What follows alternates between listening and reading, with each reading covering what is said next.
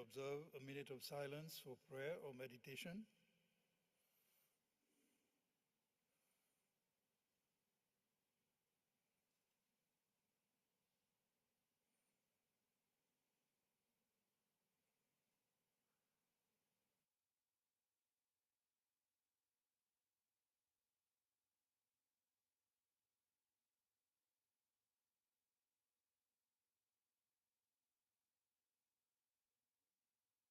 Thank you. Please be seated.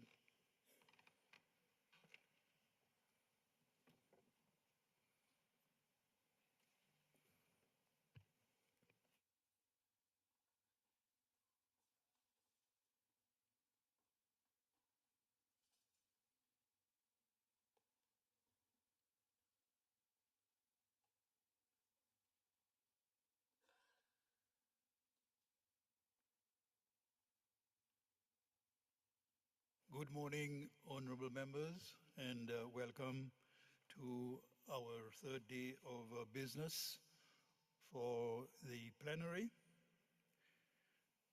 I hope all is going well with you, and we look forward to a successful third day.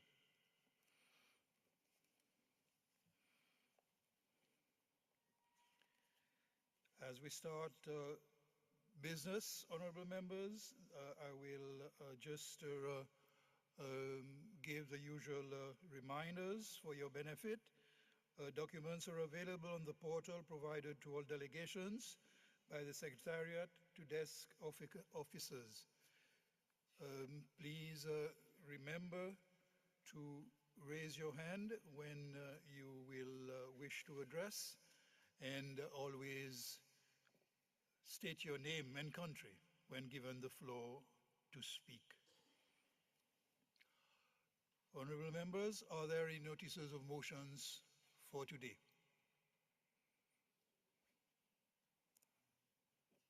There being none, we will proceed with the business of the day, and I will ask the Secretary General to read the first order of the day. Address by Honorable Warren Mwambazi, Chairperson of the Southern Africa Development Community Organization of Public Accounts Committees, SADCOPAC, and Member of Parliament from Zambia, on strengthening collaboration or partnership between the SADC Parliamentary Forum and SADCOPAC, pursuant to Rule 44(5) of the Rules of Procedure. Thank you, Secretary General. I now invite the Honorable Warren Mwambazi, Chairperson of the Southern Africa Development Community Organization of Public Accounts Committees, SADCOPAC, as we know, and Member of Parliament from Zambia, to address the Plenary Assembly on strengthening collaboration partnership between SADC-PF and SADCOPAC, pursuant to Rule 44(5) of the Rules of Procedure. Honorable Mwambazi, you have the floor.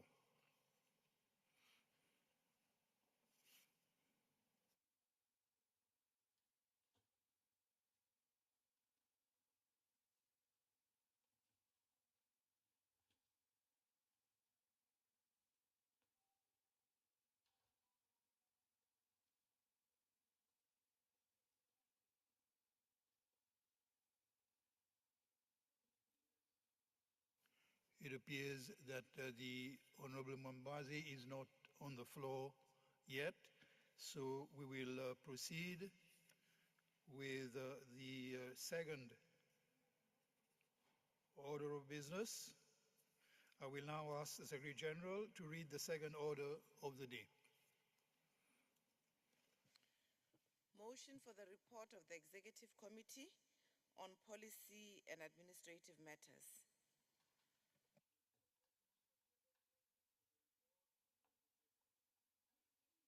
Notice of motion for the adoption of the report of the Executive Committee on Policy and Administrative Matters is by the Honorable Speaker Tlohang Sekhamane, Speaker of Lesotho. Honorable Speaker, I give you the floor to move the motion. Thank you, Mr. President. I beg to move that this Plenary Assembly do adopt the report of the Executive Committee on General SADC-PF Policy and administrative matters to the 55th Plenary Assembly Session of the SADC Parliamentary Forum, laid on the table of this august House on 2nd July 2024.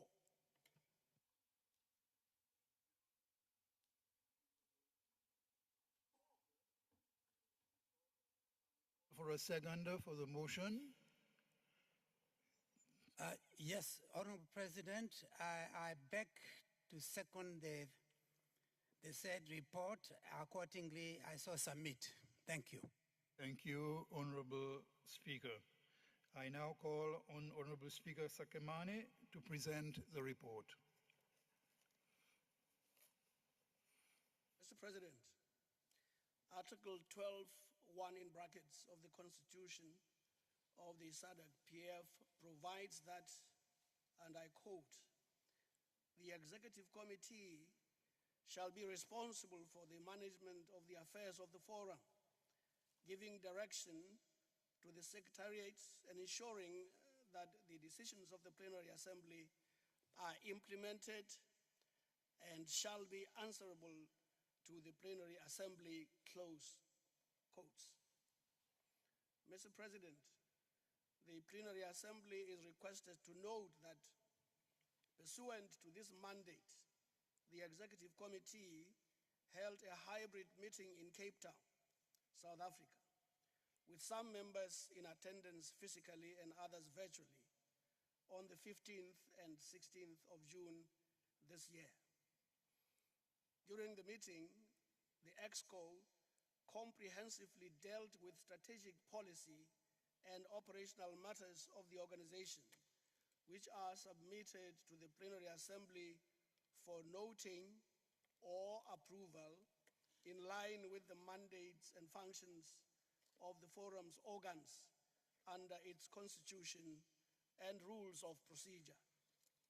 I now present this report of the Executive Committee containing its recommendations and resolutions to this 55th Plenary Assembly Session on various policy matters for noting or decision as the case may be. Mr. President, this report is divided into two parts. Part 1 contains issues for noting by the 55th Plenary Assembly, while Part 2 contains issues for approval by the 55th Plenary Assembly. Point number 1, issues recommended by EXCO for noting of the Plenary Assembly. 1.1, Parliaments to protect the most vulnerable citizens. Mr. President, the Plenary Assembly is requested to note that EXCO considered data from the IMF and the World Bank global economic prospects regarding the socio-economic environment globally with a bearing on developments in the SADC region and in Africa in view of informing the leadership of MPs at national and regional levels. In particular, it was canvassed that national parliaments must continue to work tirelessly to steady the inflation rate, propose coherent economic policies, protect vulnerable consumers, as well as increase salaries in the region, which were considered to be amongst the lowest in the world. 1.2, Parliaments to tackle inflation by a smart economy. Mr. President, the Plenary Assembly is further requested to note that the recent announcement made by the Egyptian government that subsidy for the purchase of bread, which is a basic commodity, will be quadrupled, representing around 3% of government spending, thus demonstrating that some governments are actively maneuvering public finances to protect citizens and ensure that basic commodities are available for consumption.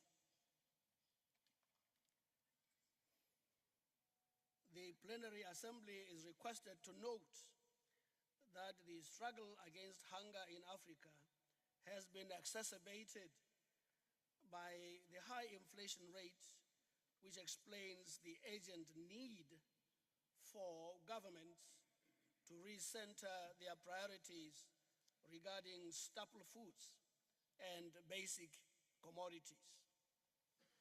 1.3, domestication of model laws to instill good governance. Mr. President, the Plenary Assembly is further requested to note that EXCO canvassed the current political context, whereby over 1 billion citizens globally will go to the voting booths this year. The International Monetary Fund branded the year 2024 as the great election year and predicted that average global debt would be almost 99% in 2029, with various pressures for countries to continue borrowing, including to finance electoral promises, green agendas, and the election expense itself. In this context of widespread elections, compounded with high public debt, there is thus a need for countries to continue domesticating the SADC model law on elections, as well as the SADC model law on public financial management, both of which provide the fundamental safeguards and precepts for good governance to prevail. 1.4, reduction of risks following timely controls applied at the forum. Mr. President, the Plenary Assembly may wish to note that as part of exercising due diligence and the responsibilities bestowed upon the forum, ESCO evaluated the progress made on risk management and noted that pursuant to controls applied or risk mitigation measures, only 30.4% of risks remain after the last risk review. In other words, the mitigation measures applied by the Secretariat have been able to subjugate 69.6% of prevailing risks, demonstrating the efforts made to consolidate good governance within the organization. 1.5, institutionalizing the Audit and Risk Committee. Mr. President, the Plenary Assembly is invited to note that the Executive Committee considered the Audit and Risk Committee's terms of reference, which will serve to assist the Executive Committee in fulfilling its oversight responsibilities, providing advice and guidance on the adequacy of the organization's initiatives regarding features such as the governance structure, risk management, value and ethics, internal control framework, oversight of internal and external audit, financial statements, and public accountability reporting. The matter has been referred to the Legal Subcommittee for further review and guidance and legal scrutiny. 1.6, energy policies at the center stage of the 55th Plenary Assembly.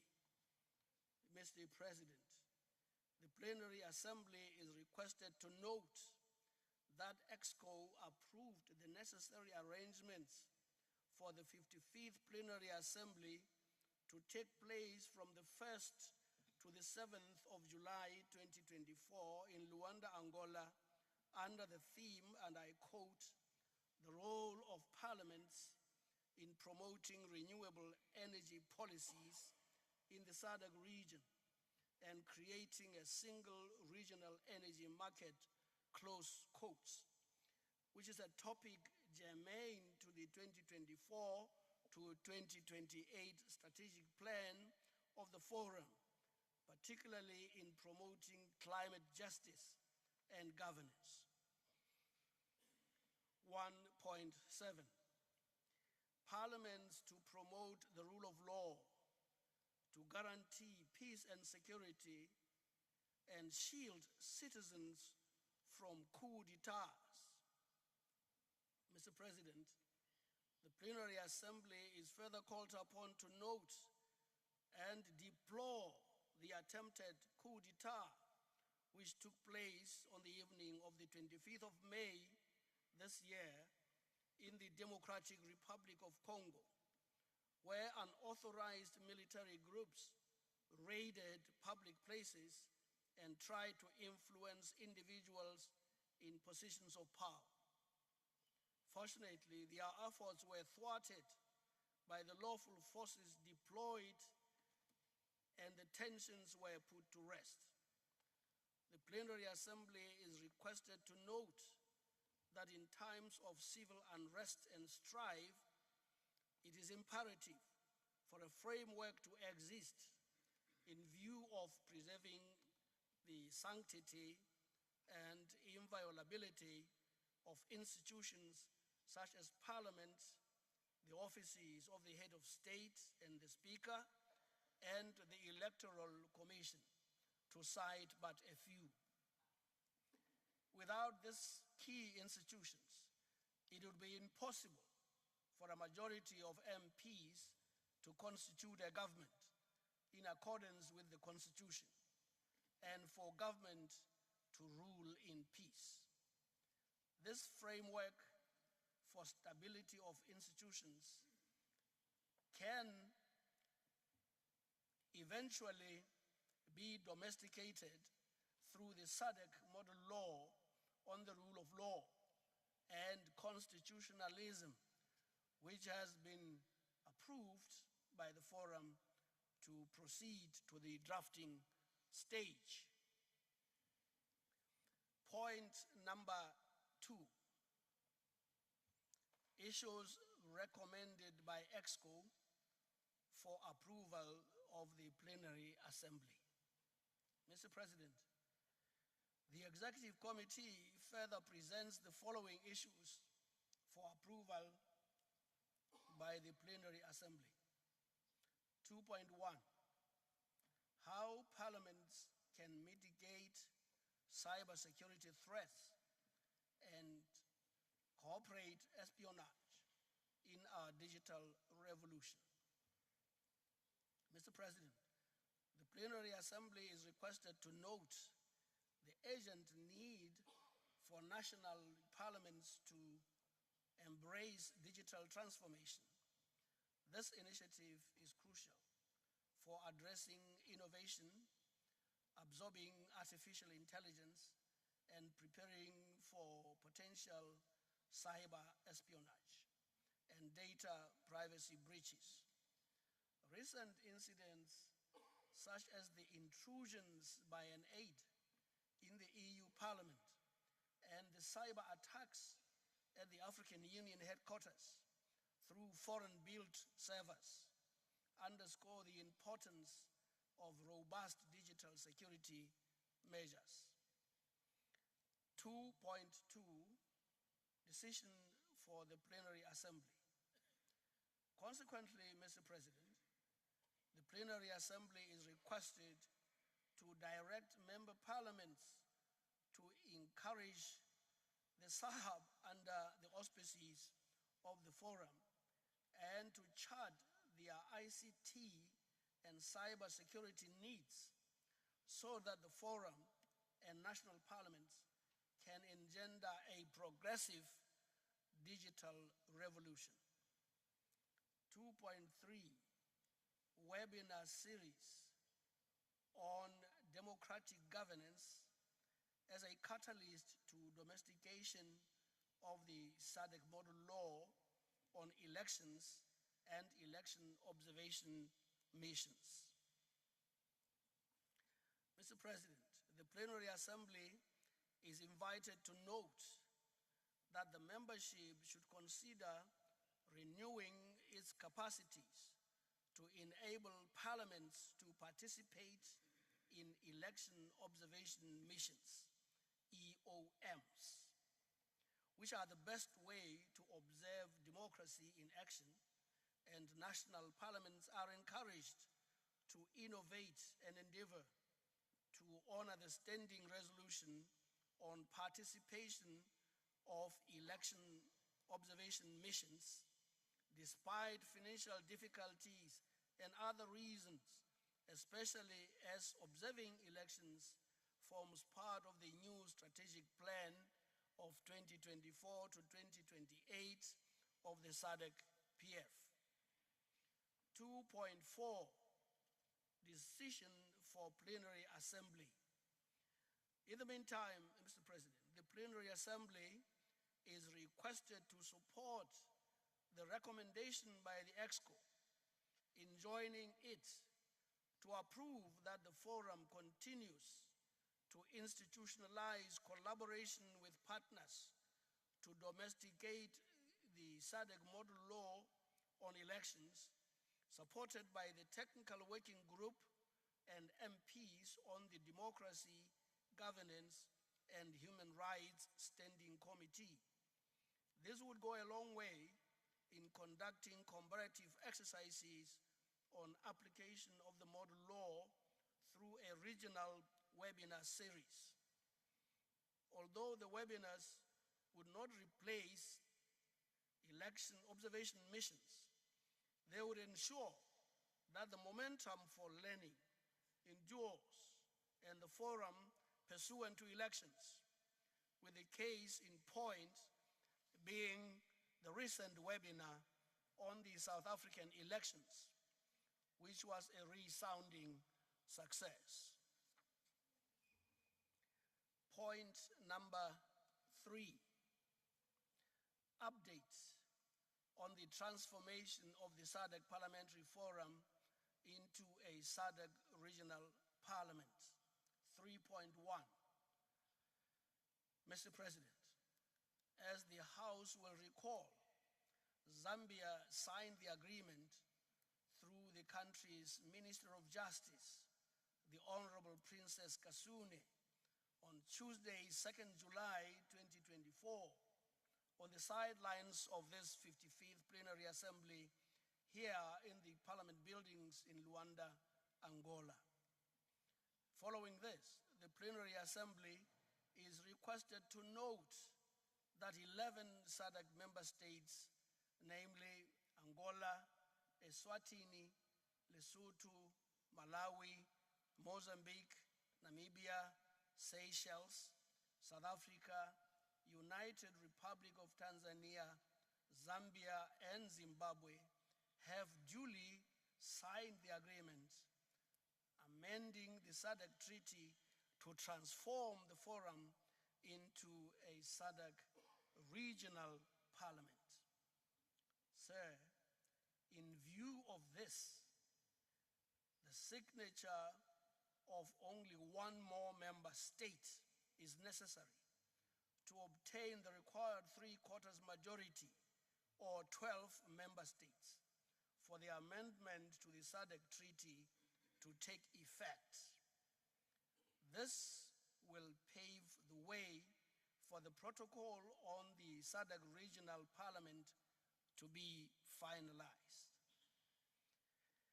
The plenary is requested to consider the situation whereby not all countries who are members of the SADC-PF are prepared to sign the agreement amending the SADC Treaty to establish the SADC Parliament, and to appreciate the operational impediments that this asymmetry may present. With the 44th SADC Summit of Heads of State and Government about to be held in Harare, Zimbabwe, Zimbabwe from the 17th to the 18th of August 2024, it is imperative that all member states take a stance on the signature of the agreement and the ensuing protocol. 3.4, decision for the Plenary Assembly.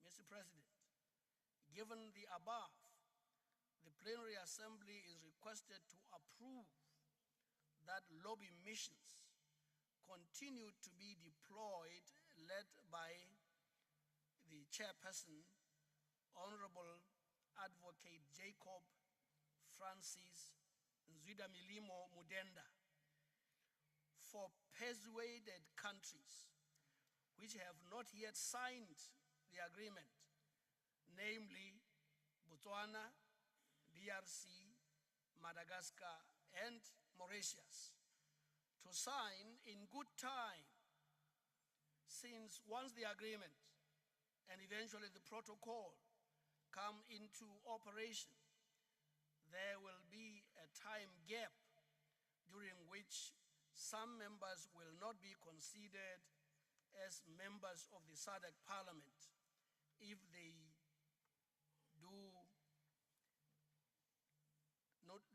do not sign in good time. Such asymmetry in membership would negatively affect the operations of the organization in the short to medium term. And this operational risk must thus be prevented by early rather than late signatures. Mr. President, at this juncture, I wish to pause a little to allow this assembly to benefit from a short video on the events leading to the 11th signature done by the Republic of Zambia, courtesy of this video by His Excellency President João Gonçalves Lourenço of the Republic of Angola.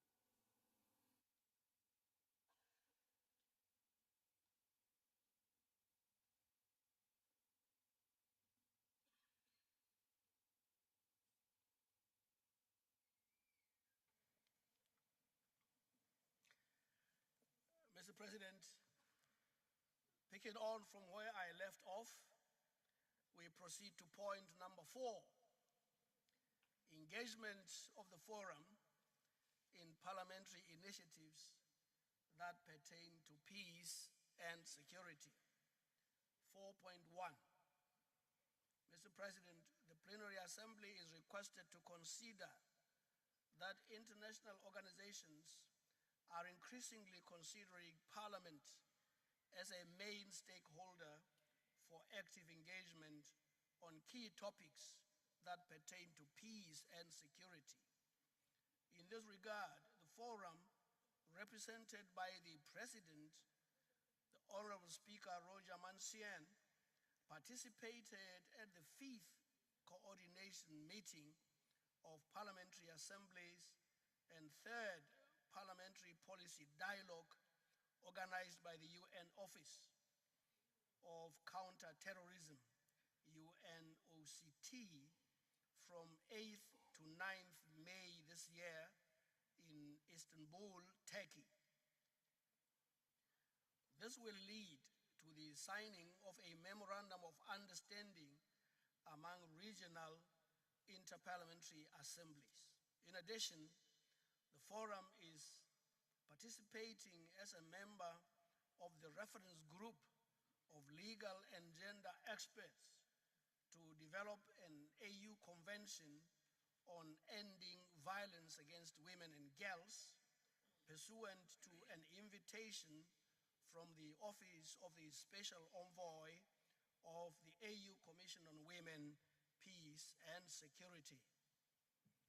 4.2, decision for the Plenary Assembly.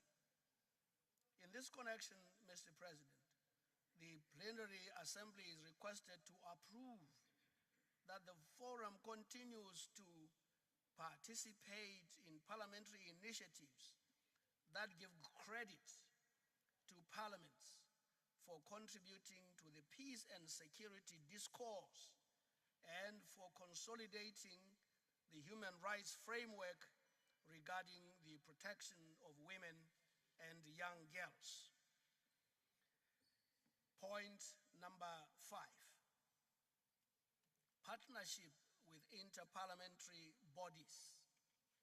5.1, Mr. President, on the score of regional capacity building and the Plenary Assembly is called upon to note that the forum, in line with its mandate to forge partnerships with other interparliamentary bodies and to lead on thematic content, is exploring partnerships with the Forum of Parliaments in the International Conference of the Greek Lakes Region, FPICGLR, which has 4 member parliaments in common with the SADC-PF, but also includes other parliaments, namely Burundi, Congo, Kenya, Uganda, Central African Republic, Rwanda, Sudan, and South Sudan. 5.2, decision of the Plenary Assembly. In this respect, Mr. President, the Plenary Assembly is invited to note and applaud the leadership of Honorable Nelly B.K. Muti, Speaker of the National Assembly of Zambia, who was appointed as the President of the body mentioned above, which is the FPICGLR.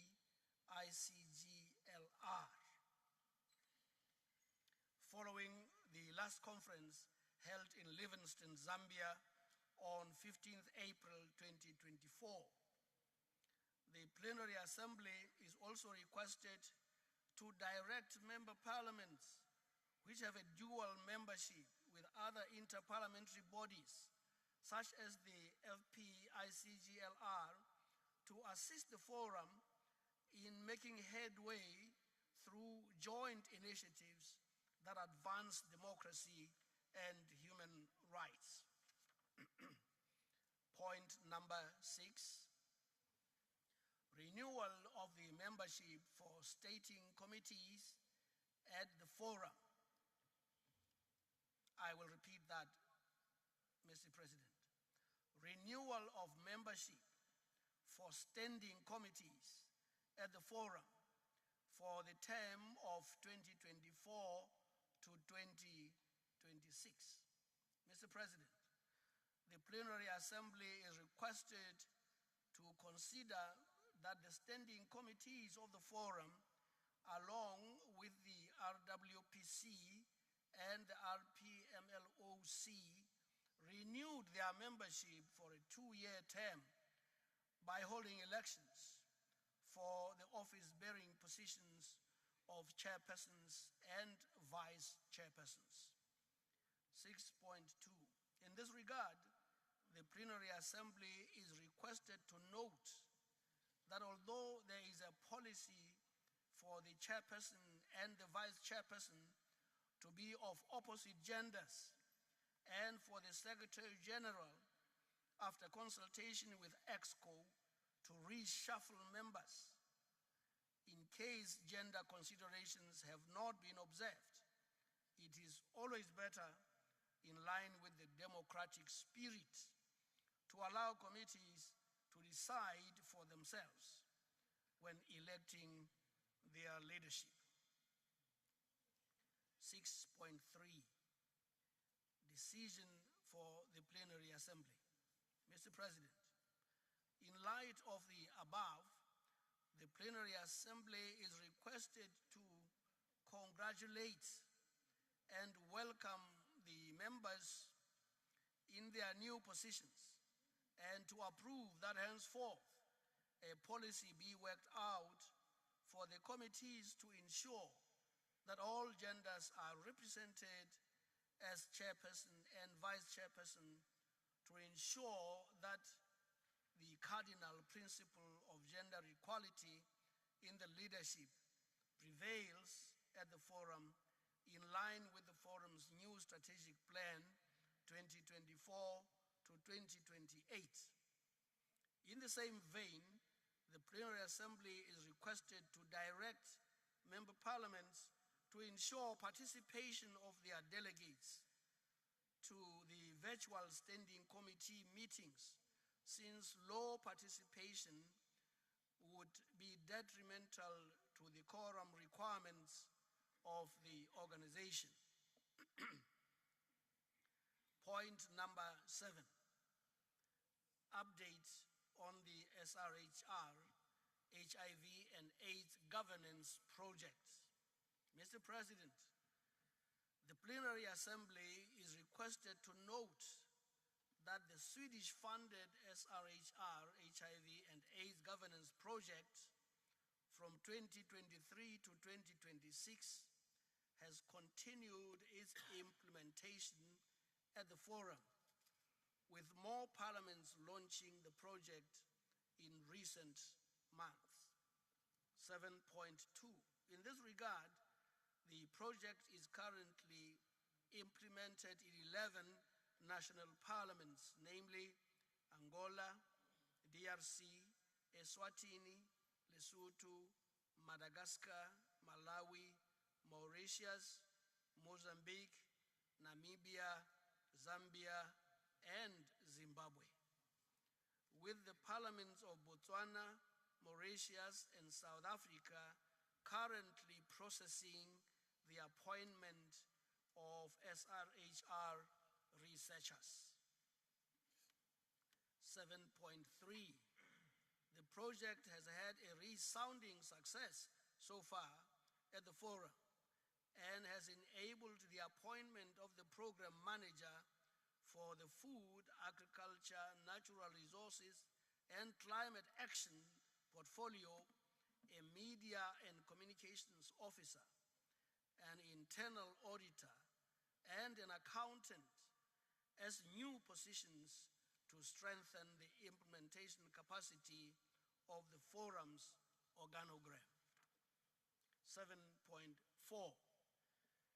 the Plenary Assembly may further wish to note that under the project, the Human and Social Development and Special Programs Committee, as well as the FANRCA Standing Committee, were able to meet physically in May this year prior to the 55th Plenary Assembly of the SADC-PF. The Plenary Assembly is requested to note that regional and national activities have already commenced under the project in view of advancing SRHR across the SADC region. 7.5, a recent initiative was the celebration of the Day of the African Child on 16th June this year, which occurred under the theme of, and I quote, resilience education systems and the need to ensure that African children develop the competencies to rise to the emerging challenges of the continent, close quotes. 7.6, decision of the Plenary Assembly. Mr. President, the Plenary Assembly is requested to take note of the sound progress made under the SRHR project 2023 to 2026 and to direct participating member parliaments to tap fully into the project's available resources to implement parliamentary activities that promote universal access to SRHR commodities and services at the national level in accordance with the approved work plan. Number 8, harnessing the power of the media to promote parliamentary democracy. That is point number 8 of the report. 8.1, Mr. President, the Plenary Assembly is invited to note that concrete measures have been taken to render the forum more visible through innovative and high-impact steps in view of increasing its footprint in mainstream and social media. The following are some of the most recent results. A, communicating key achievements and activities. During the period under review, which is January to May 2024, various media platforms were used to raise public awareness on the work of the forum. This helped to position the forum as an authoritative voice on various issues aligned to its strategic plan. An event-driven update on SADC-PF's work was regularly shared with mainstream and social media, thus creating awareness about how the forum's work was being carried out. B, use of mixed media platforms. Using a mix of traditional media platforms, including national and regional newspapers, as well as new media platforms such as Facebook and Twitter, now known as X, the forum is able to provide the public with accurate, timely, and engaging information about various issues. For example, signing up to the SEDA-funded SRHR, HIV and AIDS governance project in Lesotho, Namibia, Mozambique, Malawi, Angola, and Seychelles was extensively covered in national and regional mainstream media as well as social media. Awareness was created around the SADC-PF's new strategic plan, the need for legal and policy reforms to invest in women's rights, SADC-PF's MP trip to Germany for lessons sharing, SADC-PF's participation in the IPU, efforts related to digital transformation, SADC-PF's participation in meetings in Oslo, Norway, on delivering SRHR for women and girls, recent standing committee meetings, and groundbreaking initiatives by the National Assembly of Angola to revise the country's HIV and AIDS law. C, supporting national communication initiatives. Mr. President, from March this year, the forum supported national parliaments, notably in Lesotho, Mozambique, Malawi, and Seychelles, to produce local versions of the Sentinel newspaper to provide in-depth coverage of relevant in-country activities, such as the launch of the SRHR project and the SADC-PF strategic plan, as shown above. D, covering speakers and other forum leaders. Cognizant of the crucial role of speakers of national parliaments and the leadership of the SADC-PF in shaping policies, laws, and decisions that directly impact society, the forum began canvassing such thoughts and sharing them widely, including through mainstream media. In this connection, thought leaders that include Honorable Advocate Jacob Francis Nzidamilimo Mudenda, Speaker of the Parliament of Zimbabwe, the President of the SADC-PF, and the Speaker of the National Assembly of Namibia, Honorable Professor Peter Katjavivi, have been interviewed, and the interviews widely publicized through the media. Engaging with online audiences. The plenary is invited to note that in the wake of COVID-19 and the global recession, which compromised staffing and revenue in media houses, cost-cutting has led to a diminished capacity of many media houses to publish news in hard copy. There is thus an increasing transition to and preference for online news. In response to this phenomenon, the forum has strengthened its social media platforms and added new ones. 2 online publications with a global reach, the Pan-Africanist and Africa News 24, were engaged and have been publishing articles from the forum in almost real time, reaching wide audiences and thereby making the work of the forum more visible. 8.2. Plenary is invited to note and appreciate some of the results, which include the following. 1, growing following on Facebook. The forum's Facebook account has reached 8,000 viewers. There is evidence of interaction with the forum's content, with at least 358 likes, comments, and shares. Of the at least 8,000 visitors to the forum's Facebook account, 3,000 have elected to become followers and to be connected. 2, the forum's Twitter X account now has at least 2,140 followers. This indicates a growing interest and engagement from our audience. 3, connecting with academics and researchers.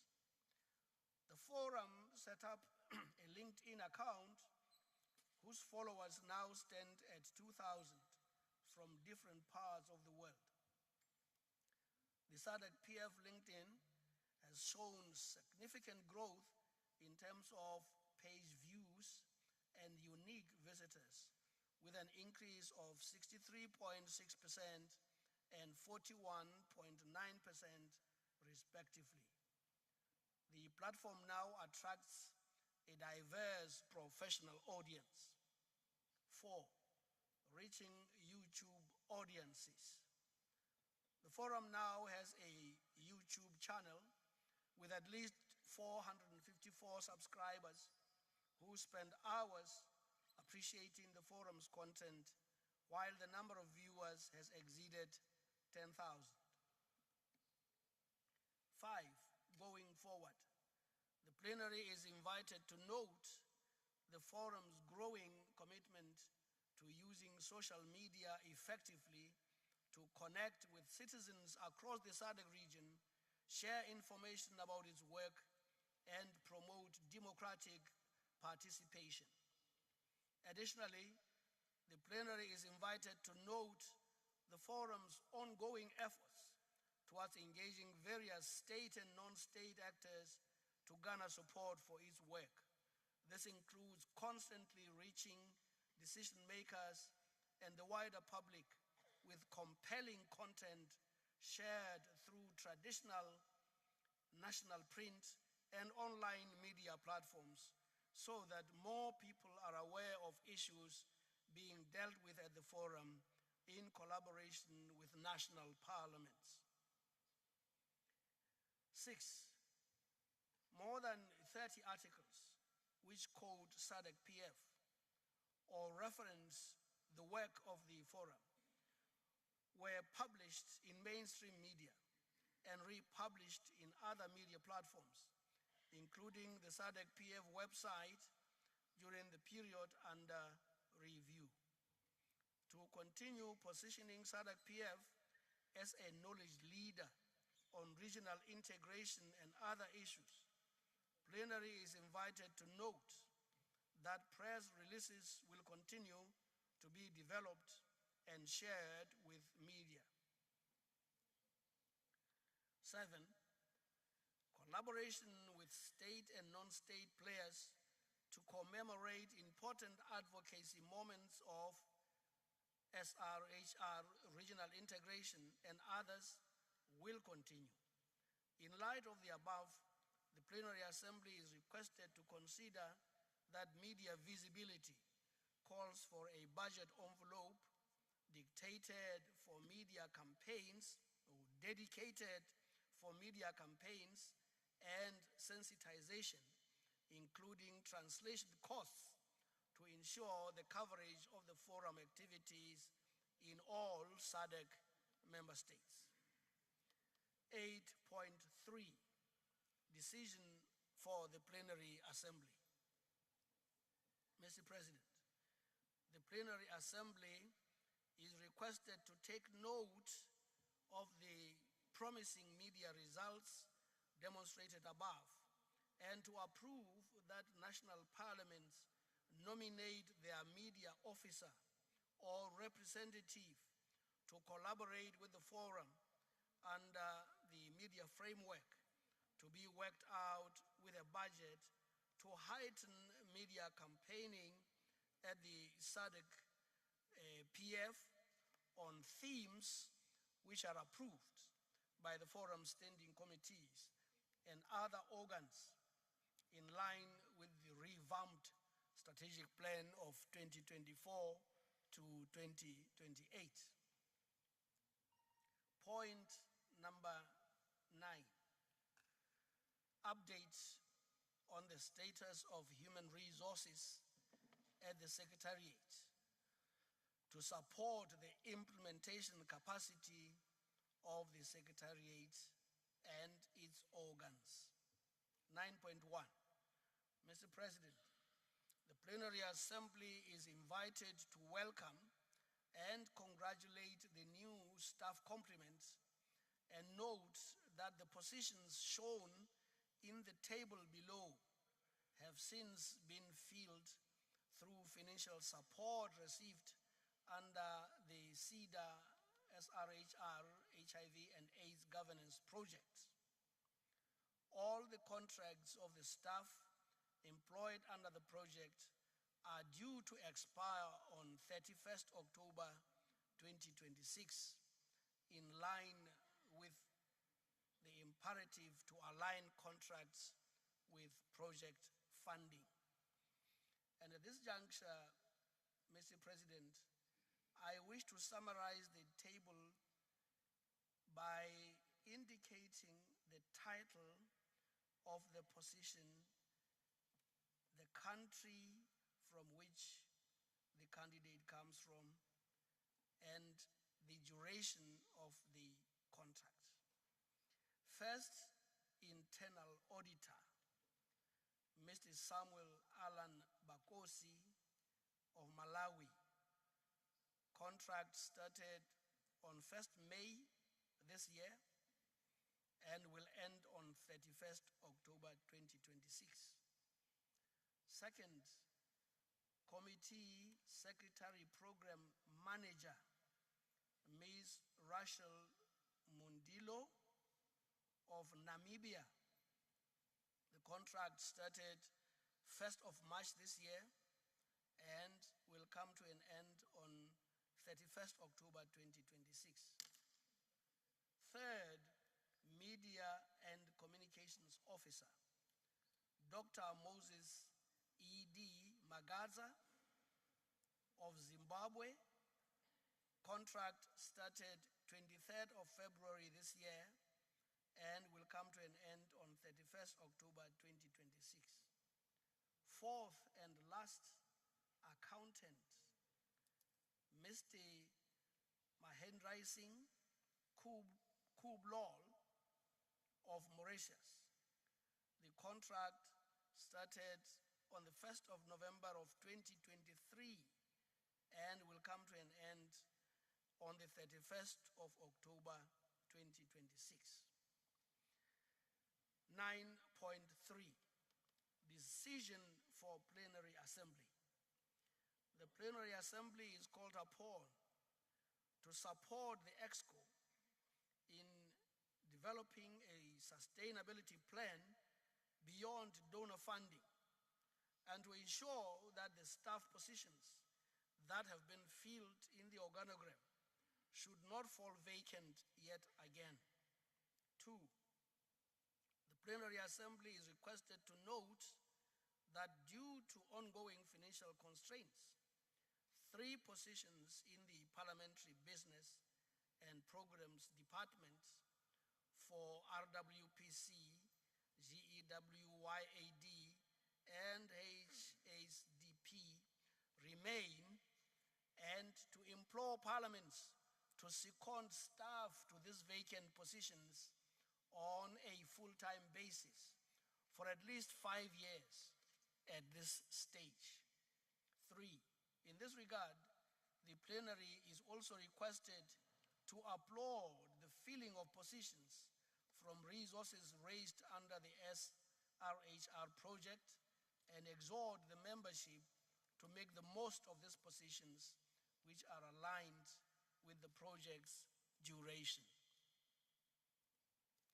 4, the Plenary Assembly is also invited to note that the position of Committee Secretary and Program Manager recruitment has been concluded pending the acceptance of the officer made to a national of the Kingdom of Lesotho.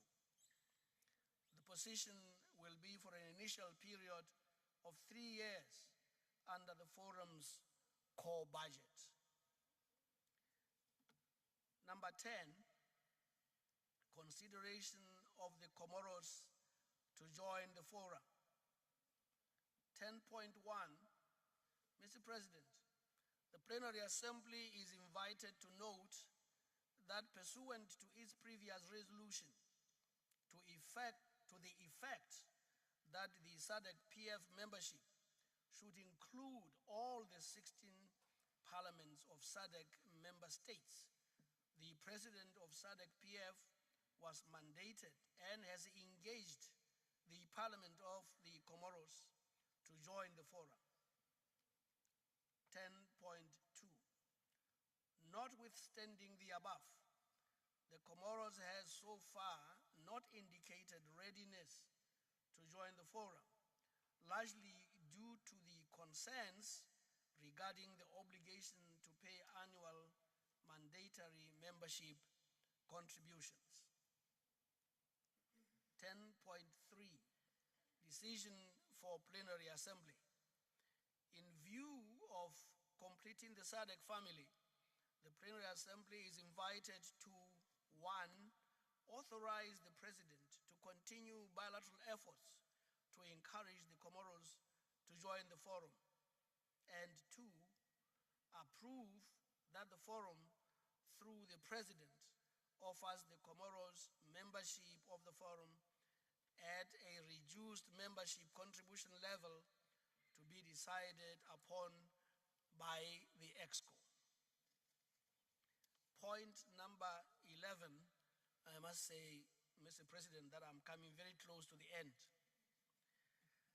Amendments to the rules of procedure regarding the nomenclature of the Regional Standing Committee on Food, Agriculture and Natural Resources.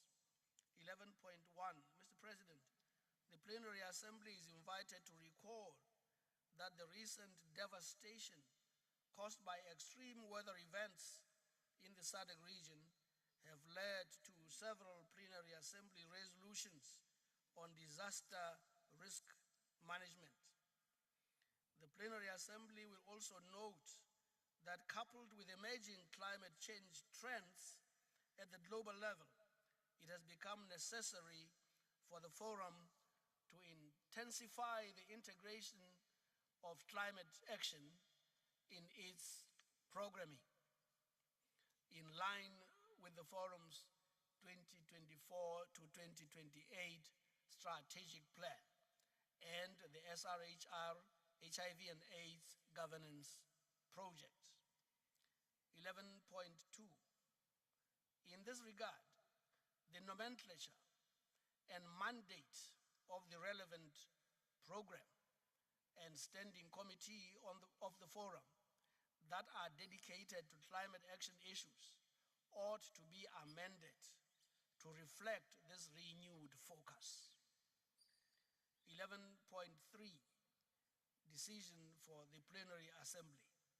Sir, the Plenary Assembly is invited to approve that Rule 42 of the Rules of Procedure be amended accordingly so that 1, the nomenclature of the Standing Committee on Food, Agriculture and Natural Resources should read as Standing Committee on Food, Agriculture, Natural Resources and Climate Action.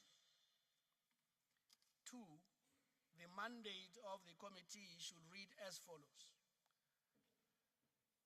to deal with matters related to agriculture, fisheries, forestry and wildlife, water and environment, energy, transport, tourism, ICTs, meteorology, food security, natural resources and climate change. Mr. President, I beg to move. Mund obrigado. Thank you for your kind attention.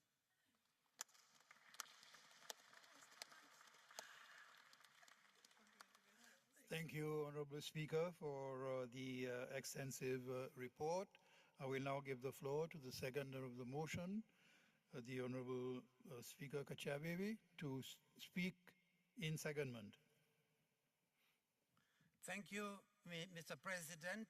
In seconding the motion, let me begin by paying a well-deserved, glowing tribute to the mover of the motion, the Honorable Speaker of the Parliament of the Kingdom of Lesotho, and a member of the Executive Committee, for articulating the issues deliberated on by the Executive Committee so eloquently and in so much detail.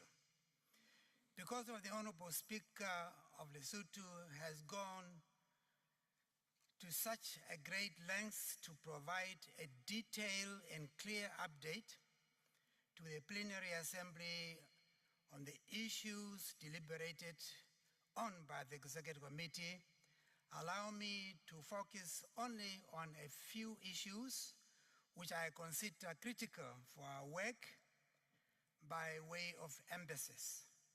To begin with, Mr. President, allow me to focus, albeit briefly, on the projected slowing down in economic growth in 2024 and 2025, as per the World Bank report.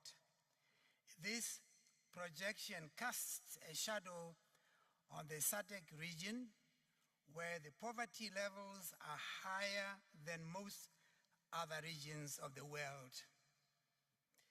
Needless to say, the high poverty levels in our region can only be successfully addressed if economic growth is robust and sustained.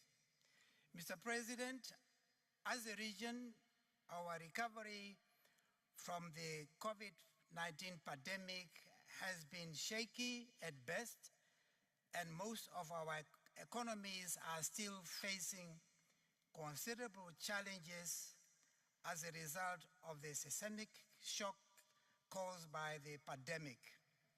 The implication of the projected low growth, therefore, is that of the SADC member states' efforts to alleviate the plight of their citizens will be negatively impacted as a result of the slower recovery of our economies.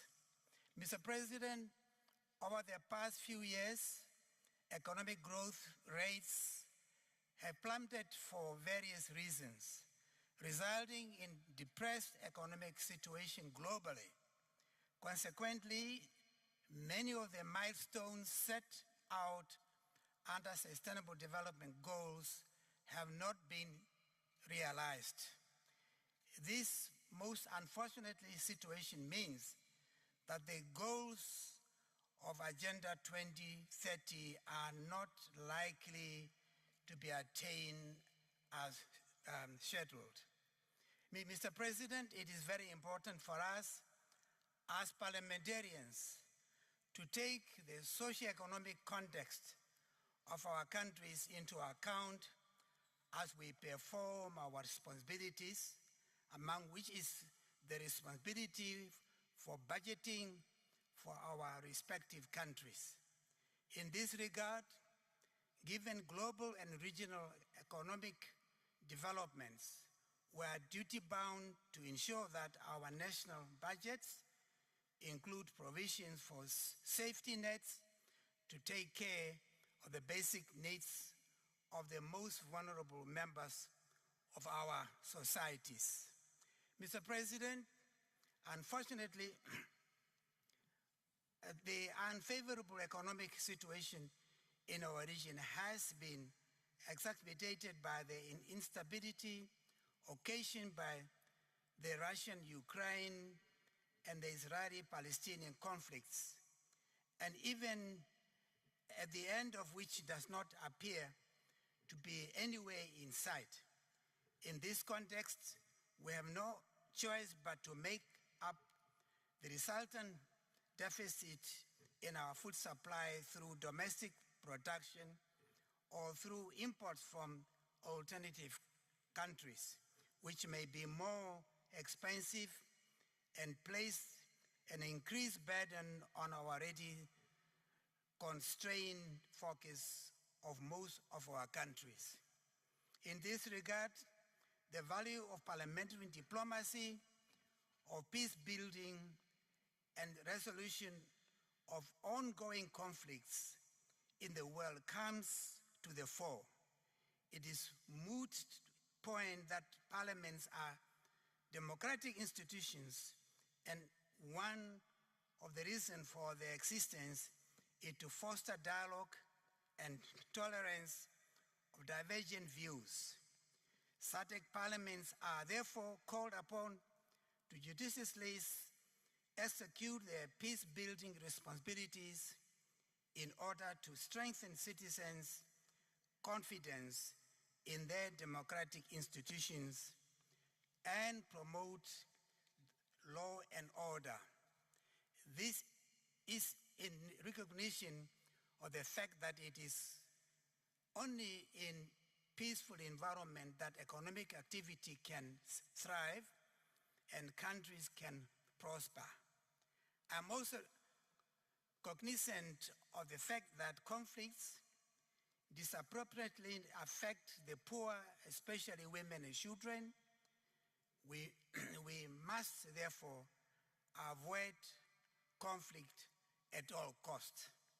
Mr. President, it is pleasing that the work of the forum is increasingly being recognized. One of the reasons for this is the increased visibility of what we do. An example of such a recognition is the invitation by the Special Envoy of the African Union Commission on Women, Peace and Security for the forum to participate as a member of the reference group of legal and gender experts to develop the African Union Convention on Ending Violence Against Women and Girls. The inclusion of the forum's model law making expertise into the continental normative framework is a tantamount to the trailblazing work of the forum on a number of thematic issues, especially on gender equality and violence against women and girls, and generally on human rights standards. This recognition should serve to encourage us to do even more in this direction.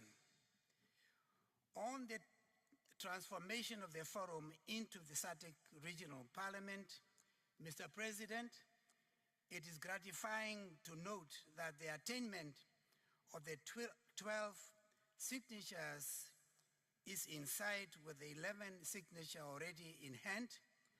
We look forward to the actualization of the aspiration of the 12 signatures to the agreement amending the treaty.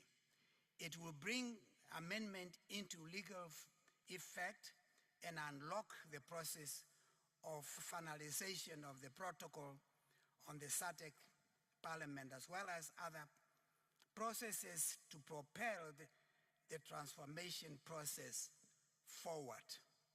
Despite our excitement about soon attaining the 12th signature, I must say that even more, we look forward to all SADC member states signing the agreement so that we can all transition at the same time to the SADC Parliament without having anyone left behind.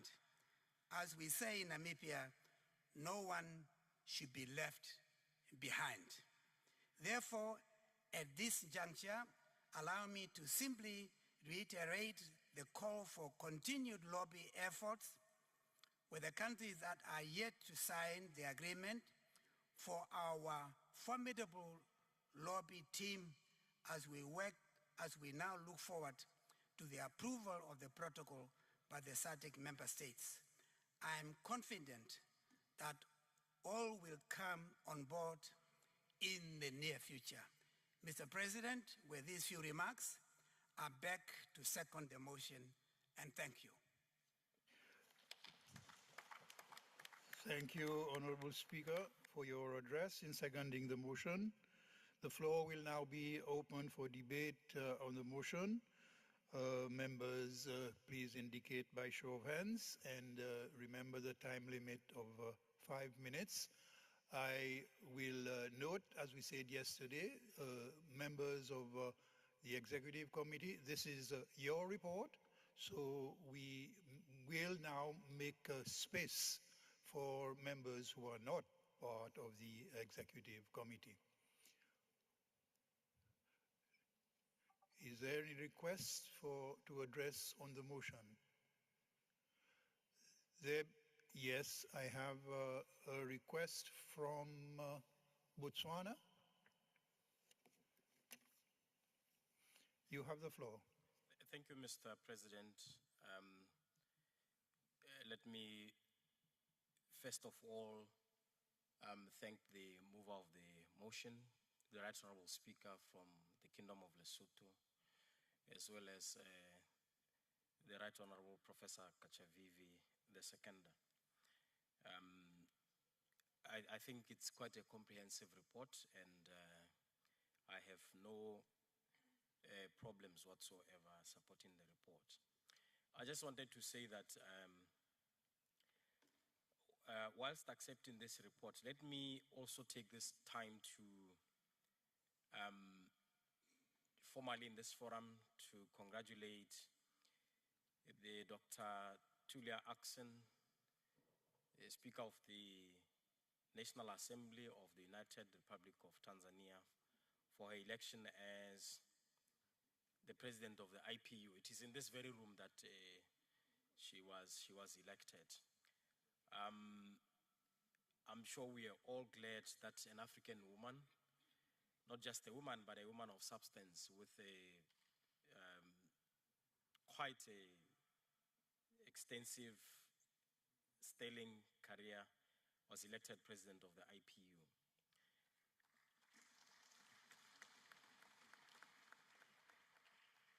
Mr. President, let me also take this opportunity to congratulate the Right Honorable Speaker Kashumba Muti, who is also a member of the executive of the IPU, filling in the shoes of the Right Honorable Speaker of the Republic of Zimbabwe, Jacob Francis Zwindamulimo Mudenda, Speaker of the National Assembly of Zimbabwe. Whilst it's a democratic right of any country to seek office, Mr. President, I think we may need to open conversation in light of the developments during the campaign for the IPU president. We saw 4 women, all from the African continent, battle it out. And I think it was somewhat undesirable to have, 2 candidates from the SADC geopolitical group. And I wish that we could open conversation in terms of how we can institutionalize the participation of our members in IPU and other international organizations such as the Commonwealth Parliamentary Association and such other organizations, to see how best we can deploy our representatives in those institutions, because when they are there, they are not just representing their countries, but they are also representing this geopolitical group. And I think it's important to open a conversation on how best to, institutionalize a support as a collective in terms of how we can minimize the conflicts that we saw. Mr. President, I'm also of the opinion that we need to, as a regional bloc also, as a geopolitical group, see how best we can impact the agenda and policy direction of the IPU, of the CPA, of these international organizations that we are part of. We need to open conversations in that regard. We should also have some benchmarks, similar to the ones that the IPU has, such as, political situations which impact on the functioning of Parliament, oversight, role of Parliament, the rights of members of Parliament, so that we are open with each other. We tell each other the truth. We know what is happening in the region, not just limiting these to the reports by speakers on a variety of issues that we would have set them to speak on. It's also important to think about the emergency items. Twice the emergency items at the IPU failed, and I know there was a suggestion that they be 2 emergency items perhaps for the IPU. But I think it's also an issue that we may need to participate in finding a long-lasting solution. Mr. President, I thank you so very much. And having said that, I stand in full support of the report. Thank you. Thank you, Honorable Member. I will take the 2 members that have raised, and that is Tanzania and Zambia. So, Tanzania, you have the floor. Thank you, Mr. President, for giving me this opportunity to comment on Executive Committee report moved by Speaker of Lesotho. Mr. President, mine is just a small advice, especially to the country which have not yet signed for this forum to become a full parliament.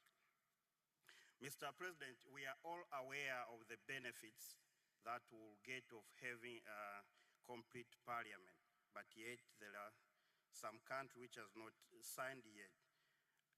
My worry is that, Mr. President, maybe those countries, they have good reasons for not signing the document, and in which we don't know those reasons. So I was thinking of having a task force which will sit with head of states of those countries which have not signed, but I heard that we have a lobbying team. Mr. President, maybe I wish one of the Plenary Assembly, those lobbying team, they should come to the Assembly with reasons or concerns of those countries why they have not signed, because it has been years now since this process has started.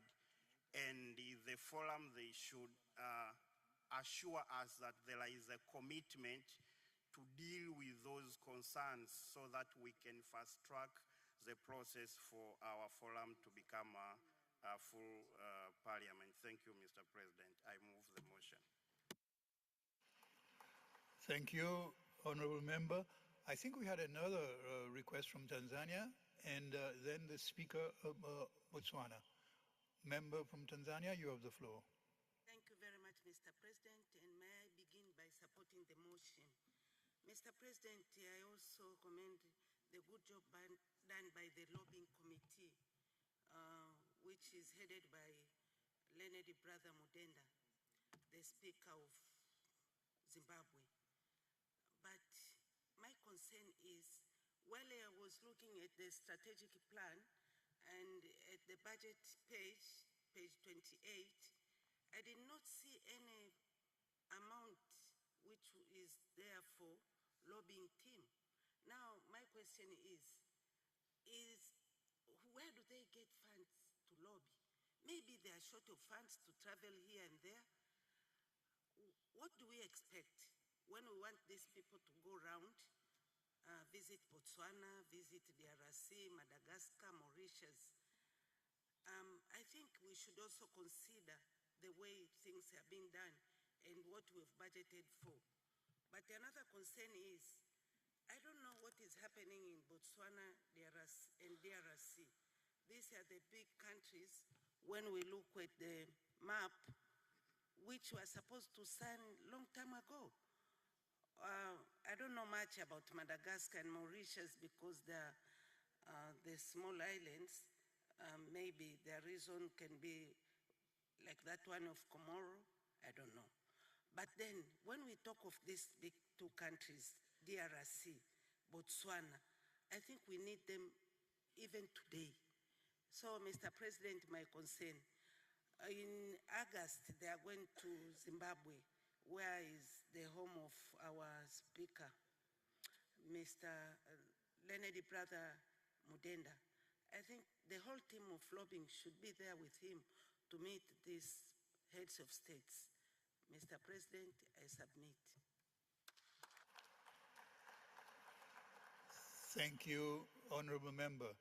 I will add perhaps a comment, that is to inform the plenary that negotiations with the members who have not signed are well underway. We expect to make progress. In fact, there are certain considerations that are well advanced, and I will be speaking in my closing remarks briefly about our meeting with the President of the Republic of Angola yesterday. There is a point relevant to this, and I want to assure the members that the lobby team is still very actively at work with their own initiative and their own resources, and that they will continue. I don't have other members who have raised their hands, so I will give the Speaker of Botswana had flagged. Thank you, Mr. President. Normally, as you have observed, I don't don't take the floor unless I think there's something to be said different from what others have said. In one of the decisions that we have urged the plenary to make, paragraph, I think, 3.4, I want to say that Botswana Parliament has long passed the motion that SADC-PF should be turned into a SADC Parliament. Long ago, Parliament has long agreed that that move should be made. We are dealing now with the executive, which is entitled to sign the amendment to the treaty. And I can assure you that as far as Parliament is concerned, we will do everything to try and make room, time for the executive committee, the lobby committee, to visit Botswana. I can't say exactly how many hours, how many days, but the chair of the lobby group, I've shared with him some of the private conversations I've had with the head of state on the matter. So we are doing something because we agreed that we should have a parliament. The only matter that I hope is not put here as a decision to be raised in the future, that is whether or not upon the creation of SADC Parliament as an organ of SADC, that can lead to a situation where those who have not signed will not be members of the ensuing parliament. From the little that I've learned in law, and having regard to the Vienna Conventions on Treaties, I would have found that statement a little worrying, because if I'm a member of SADC and there's a child of SADC created, I have great difficulty understanding how I can be excluded legally from that child, from the operations of that child. But I hope it don't come to that, because I personally think that we shouldn't have that situation. We should not have it. But if it's necessary, I'll have another argument another day as to whether, in fact, that is a legal position that is tenable. Thank you, Chair. Thank you, Mr. President. Thank you, Speaker Botswana. I will give the floor to the member from the RDC. Merci beaucoup, Honorable Président. Je tiens ici à féliciter le comité pour. I would like to congratulate the committee and also recognizing that this issue that has been raised, and it is to be said that during the time there are worse things that would happened, like the coup attempt. As you know, here in Angola, His Excellency Jean Lorenzo, who's trying to mediate in the, and I thought it should have been underlined, underscored in this report, and more than 7 million are outside because of the crisis in the East, and the country has taken many resolutions like the rights of children, and the reality of the war is being put in perspective. And I thought the report should also talk about these problems And so the government is taking seriously, because all these will disturb the efforts that have been taken on with regard to the protocol on the regional parliament of SADC. And I think a lot of effort has been carried out, and there are parliaments that have raised our awareness, and with my contacts with the Speaker, Vital Kamerhe, we talked about the possibility of speeding up these processes. The executive of our country and cabinet of our country and the Prime Minister, Madam Prime Minister, has been contacted. The DRC is still attached to this region, and on the democratic and human rights and economic processes. And so I don't see why we should be away from the construction of that's why I support the motion. You have the floor.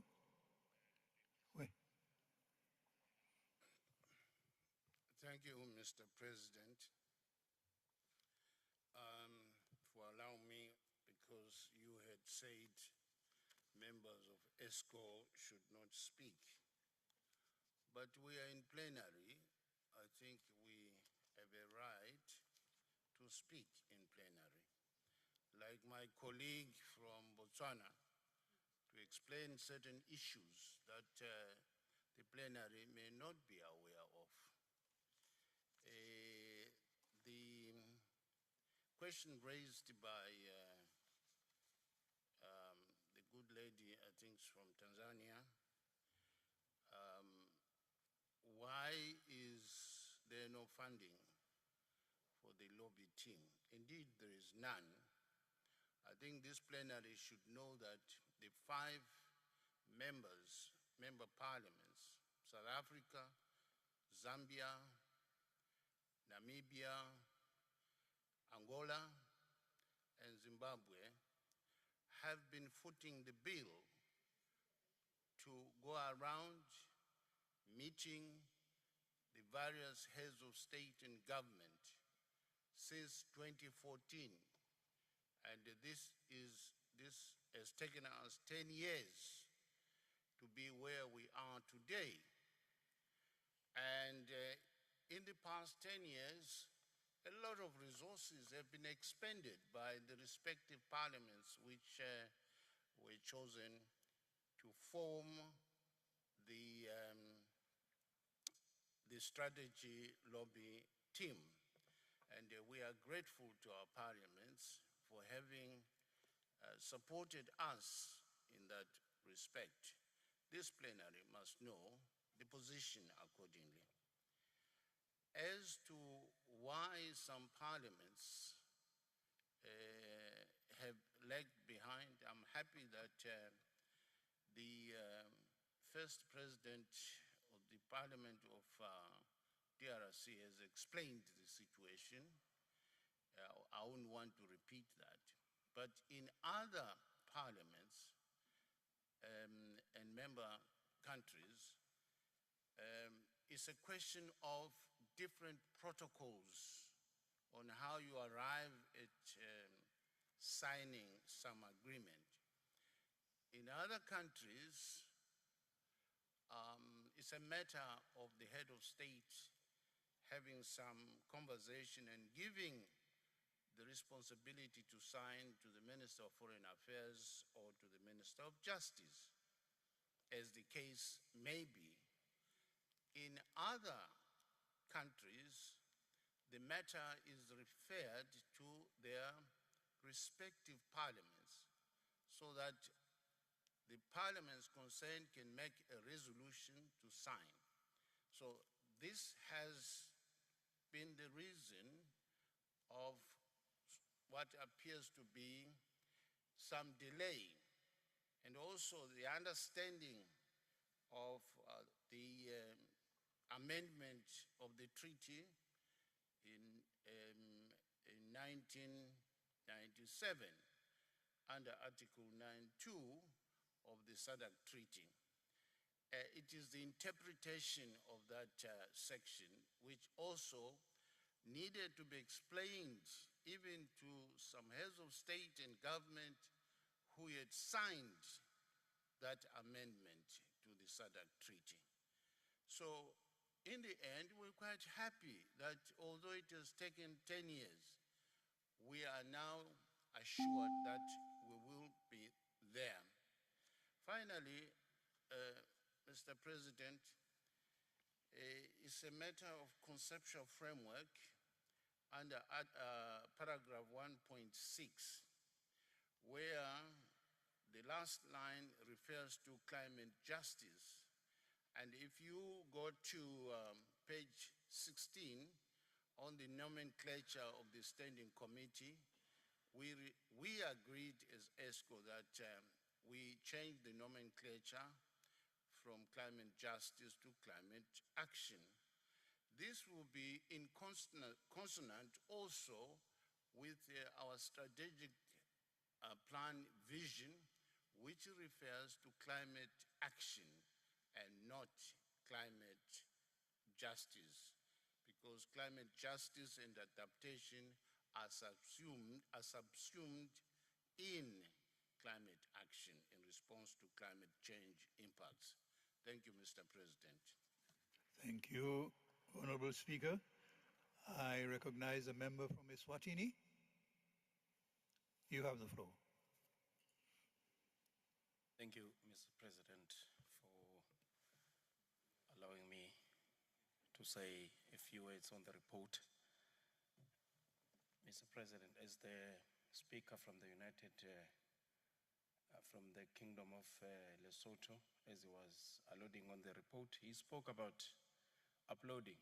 And I just want to say, Mr. Speaker, on the social media, I really applaud to see on the report that we have joined the concept on that, so that all of us will understand that social media is one of the key platforms where everyone would know and see what is happening in the SADC. Unlike Mr. Speaker or Mr. President, I'll tell you, in my country, we are very close with Mozambique. One of my friends was sitting with a neighbor from Mozambique, and he asked, there was a joke that they were talking about social media. They asked that, what do you call a mosquito in Mozambique? Then the Mozambican said, no, we don't call mosquitoes, we just let them pass. So, Mr. Speaker, Mr. President, I really applaud to see that we are catering for the youth. As we all know here, I think around the year 2050, all of us, or some of us, won't be around. So whatever that we are doing for our kids, Mr. President. And also lastly, the Speaker from the Kingdom of Lesotho spoke about sustainable development plans. Mr. President, I would like to just have one question. What will the executive do to see that we are sustainable, or we constantly have funds for such as lobbying the 5 members that we are talking about today, and also saying visiting other countries? What will the executive do to see consensus the supply of money there? Thank you, Mr. President. Thank you, Honorable Member. I do not have other requests for the floor, so we will now take the response from the Honorable Speaker, presenter of the motion. Honorable Speaker Sekhamane, you have the floor in response.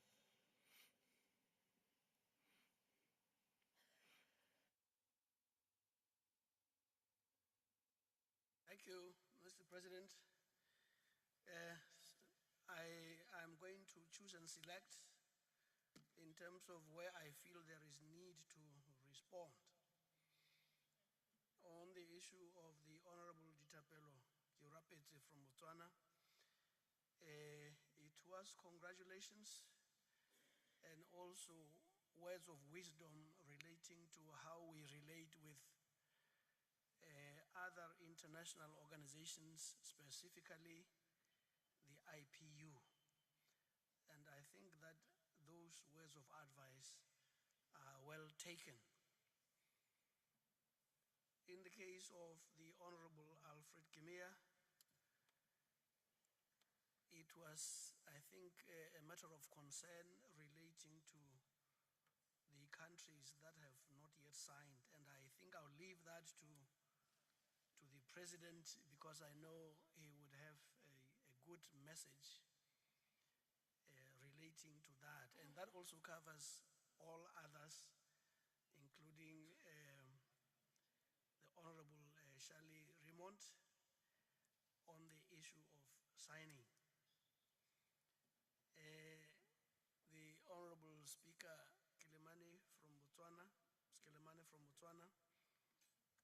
we are heartened to hear that the Parliament long signed and that it has only now become a matter of bureaucracy. But yes, I do accept what the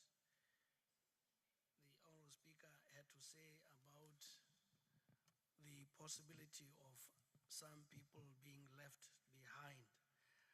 I do hope, however, that it will never come to that, as he himself articulated, that it may and will never come to that. Relating to Honorable Deputy Speaker Masau from DRC, we appreciate very much that the problems that they have been going through, and we understand that some things sometimes take priority over others. But we are hopeful that in the not so distant future, that the signatures will be attached so that we can move forward on this issue of the transformation of the forum into a regional parliament. Honorable Mudenda, in terms of making the corrections, I fully accept that, and we are also very grateful that those 5 countries that had been sent on a mission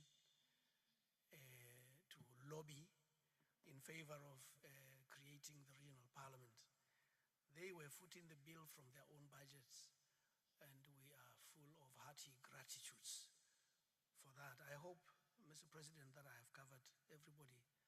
Thank you very much.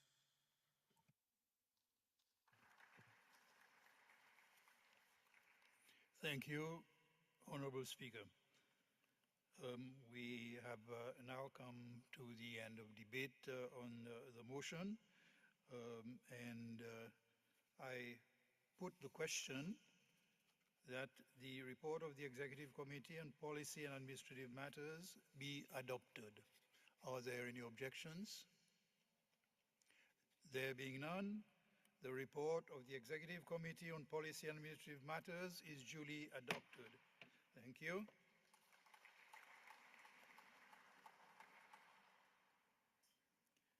Honorable members, I have a difficult decision in respect to time. I think it will not be beneficial to start on the Treasurer's report with only the few minutes that we have left in this session. So I will propose that we take our break for your comfort, and that we resume at 11:30 to continue the business of the day. Thank you.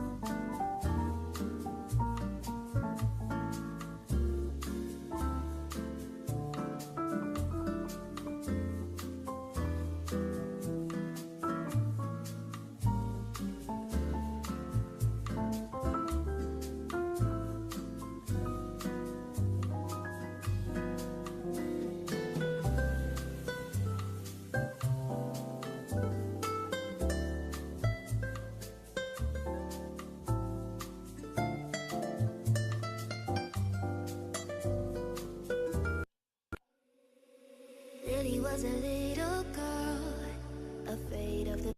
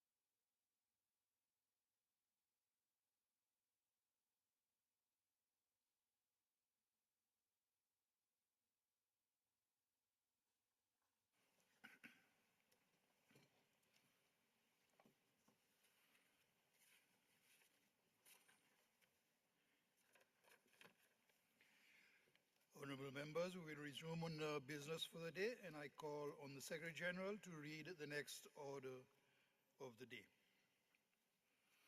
Motion on the adoption of the report of the Executive Committee on Financial Matters, often referred to as the Treasurer's Report. Motion for the adoption of the report of the Executive Committee on Financial Matters, the Treasurer's Report, is by the Treasurer, the Honorable Senator Isaac Magagula. Honorable Senator, I ask you to move the motion in your name. Thank you, Mr. President. Mr. President, today, the 5th of July, I beg to move that Plenary Assembly do adopt the report of the Executive Committee on Financial Matters to the 55th Plenary Assembly Session of the SADC Parliamentary Forum, laid on the table on this August House on the 2nd of July this year. I beg to move, Your Excellency.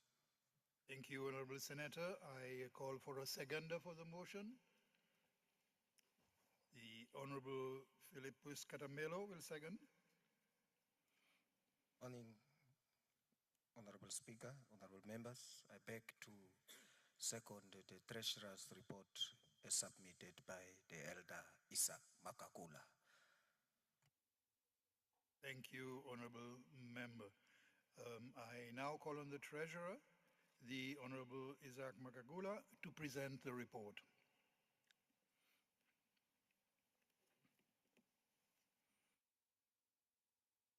Mr. President, honorable members, it is an honor to present the report of the Executive Committee on Financial Matters, also referred to as the Treasurer's Report, to the 55th Plenary Assembly.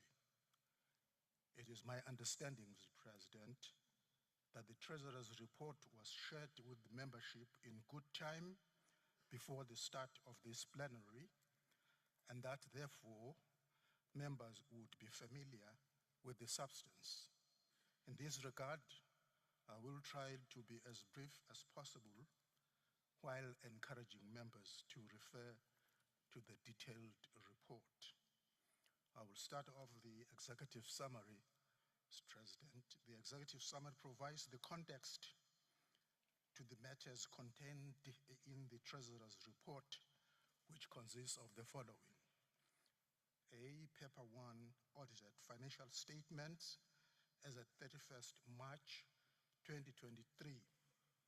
Paper 2, containing management accounts for the period 1st April 2023 to 31st March 2024. As regards the SADC Parliamentary Forum position, as the SADC Parliamentary Forum positions itself to transform into a regional parliament, it has become more important than ever before that the financial sustainability of the institution is secured. The ESCO wishes to advise that the going concern of the institution is under great threat given the current level of contributions due to its heavy dependence on external funding.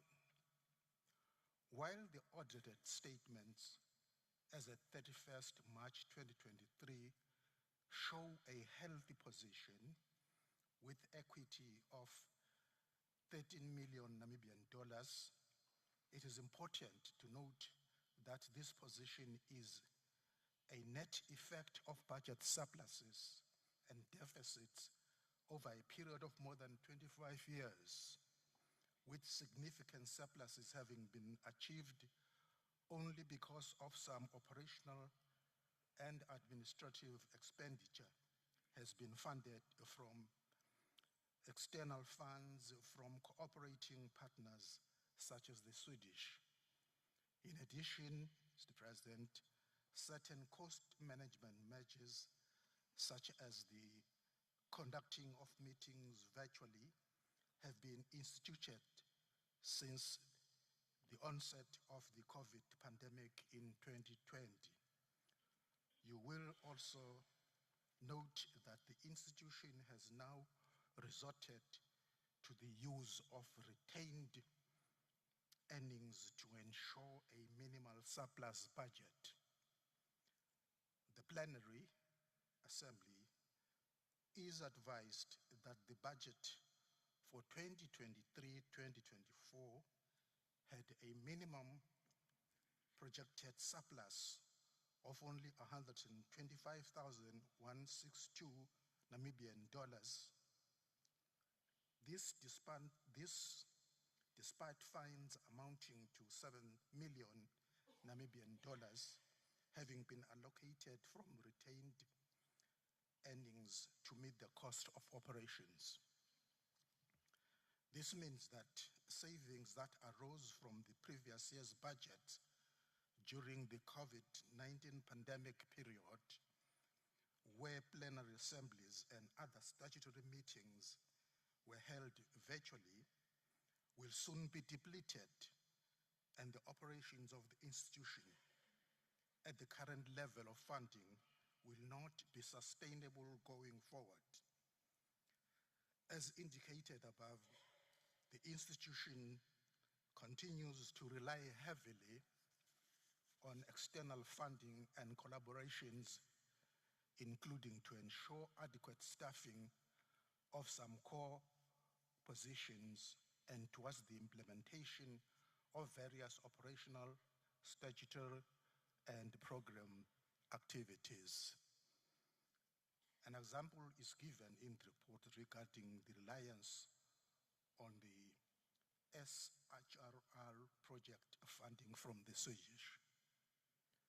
The management accounts as at 31st March 2024 show a favorable total variance balance of budgeted expenditure over expenditure of 6.19 million Namibian dollars.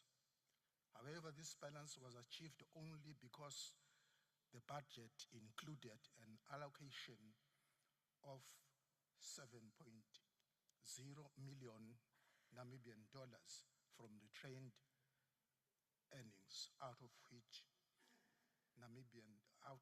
805,963 Namibian dollars was utilized. The position, Mr. President, is further explained in the report.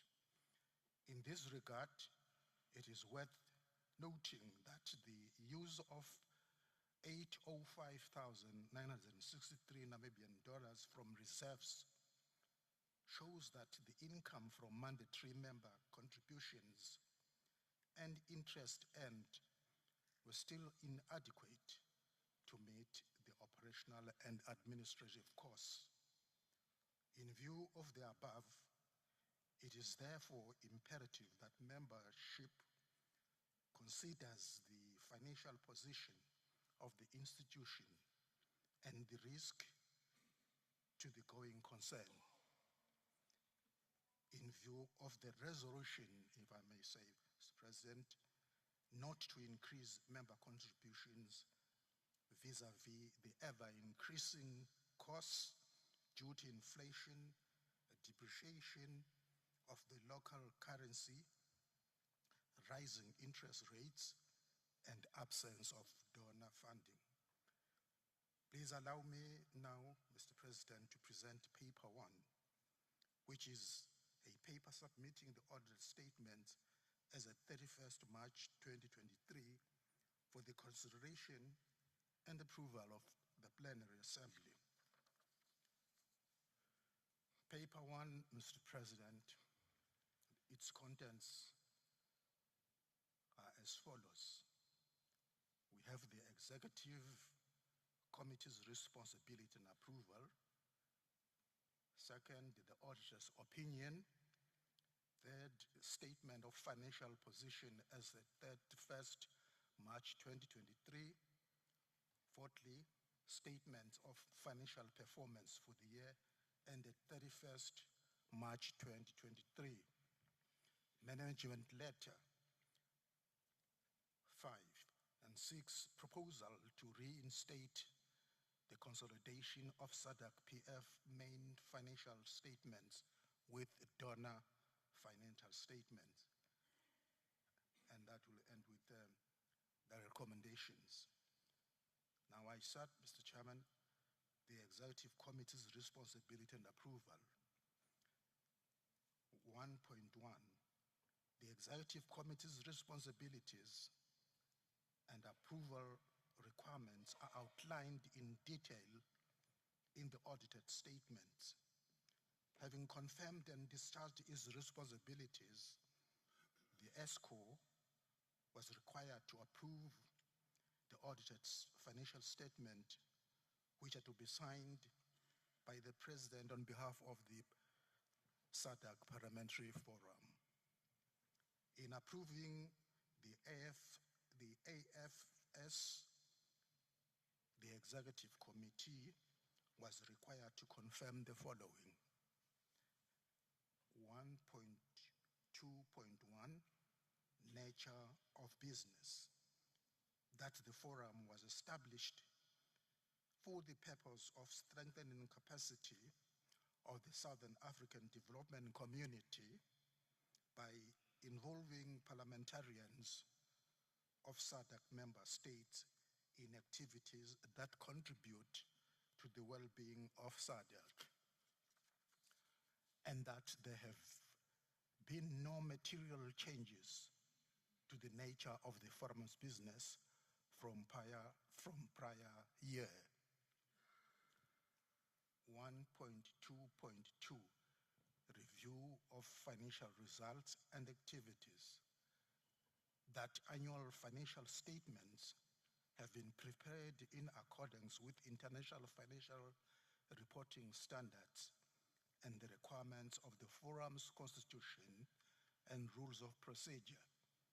The accounting policies have been applied consistently. The next item, Madam Mrs. Speaker, is that of 1.2.3 about property, plant, and equipment. ESCO was also requested to confirm that there was no change in the nature of the property, plant, and equipment of the forum, or in the policy regarding their use. 1.2.4, the going concern, Mr. President. Regarding the going concern, the Executive Committee was required to pronounce itself on the future of the institution in the following statement.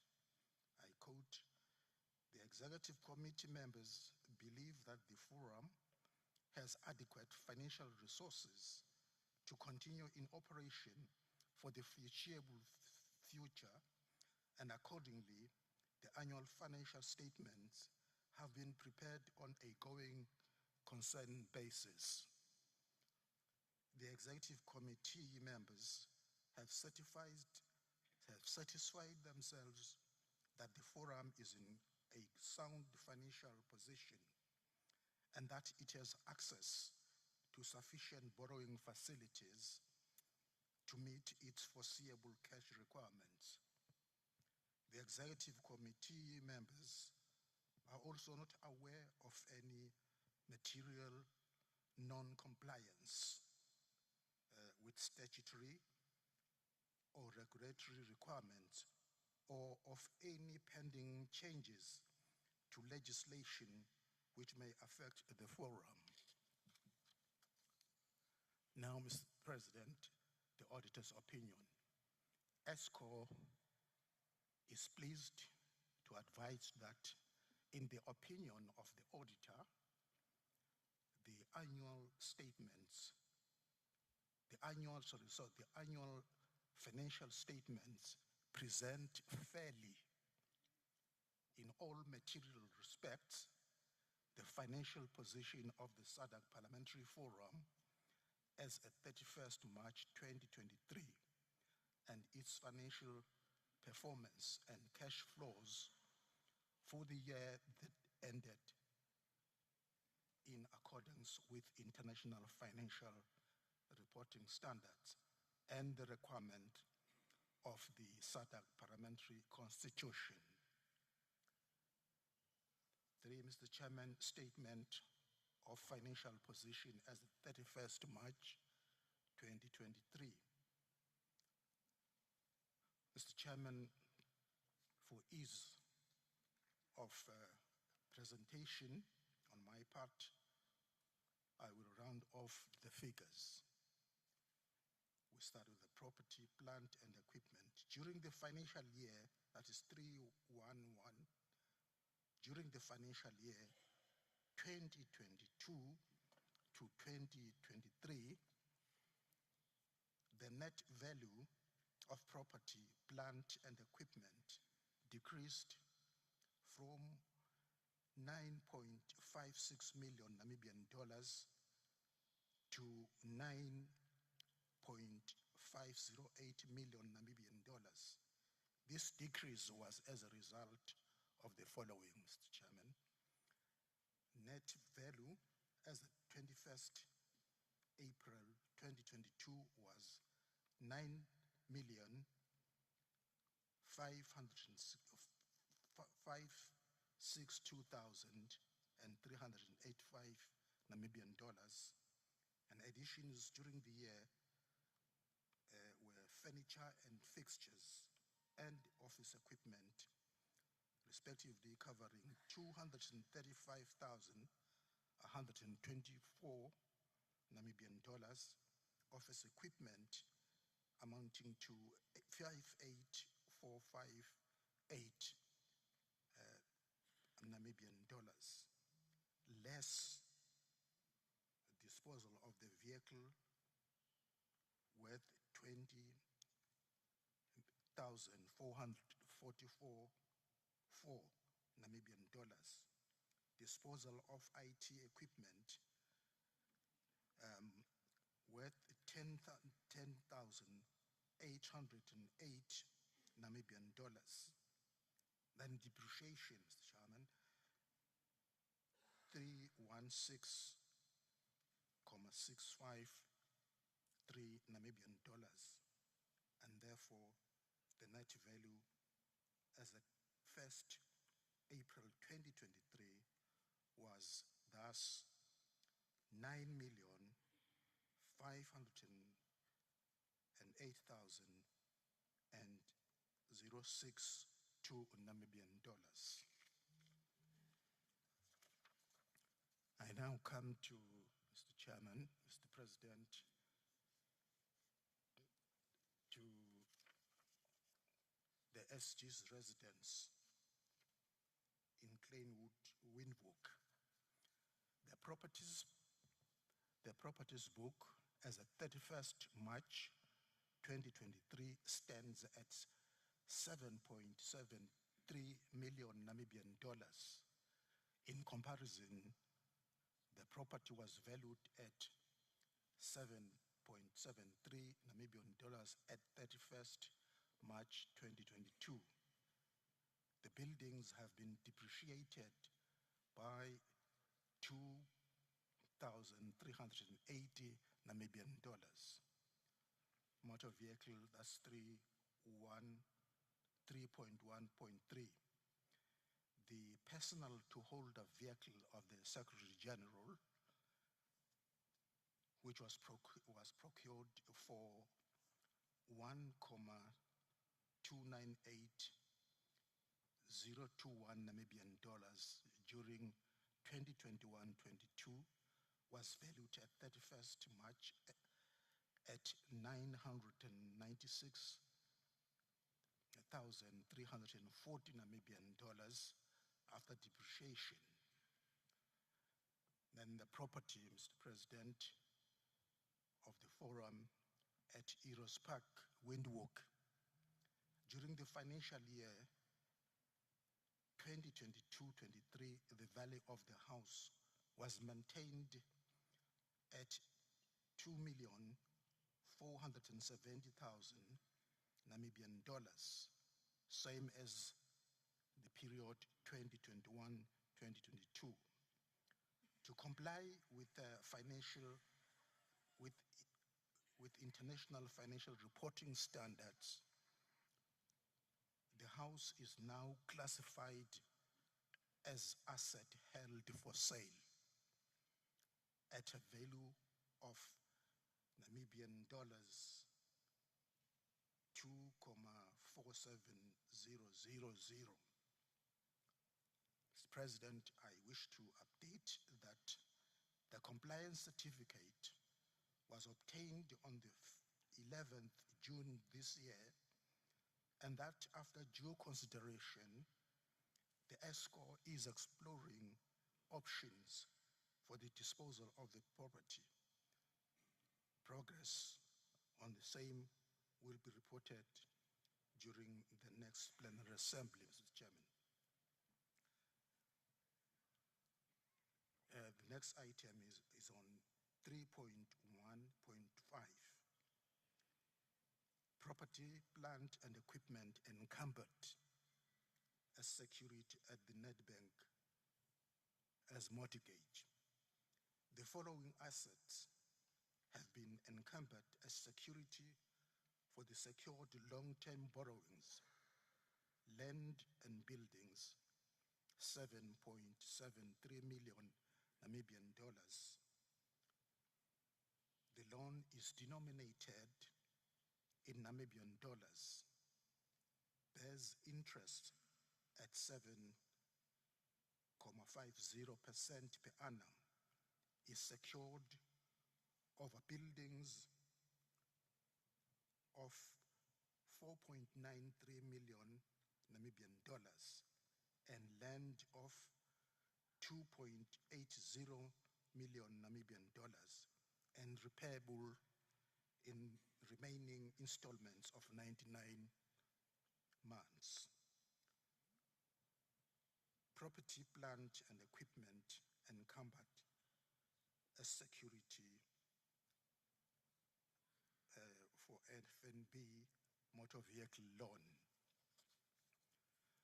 The following assets have been encumbered as security for the secured long-term borrowings, that is motor vehicles, 1.28 million Namibian dollars. The loan is denominated in Namibian dollars, bears interest at 9.50% per annum, is secured and repayable in remaining installments of 48 months. Equity, which is retained income, that's 3.2, Mr. President. The Plenary Assembly will note that the equity retained income increased from 11.19 million Namibian dollars as at 31st March 2022 to 13.27 million Namibian dollars as at 31st March 2023 due to an operating surplus of 2.08 million Namibian dollars. The surplus is further detailed, Mr. President, under the statement of financial performance, particularly at paragraph 4. The executive, however, urges the plenary, Mr. President, to consider this surplus in view of the issues raised in the executive summary regarding the reliance on external funding and cost-cutting measures that have been instituted to the detriment of the operations of the institution. 3.3, the going concern. Regarding the going concern, as articulated at paragraph 3.3, it is indicated that the financial position as at 31st March is healthy, with an equity of 13.27 Namibian dollars, represented by total assets of 35.41 million Namibian dollars, and total liabilities of 22.14 million Namibian dollars. On this basis, the audited financial statements record that there is no identified threat on the going concern status of the institution.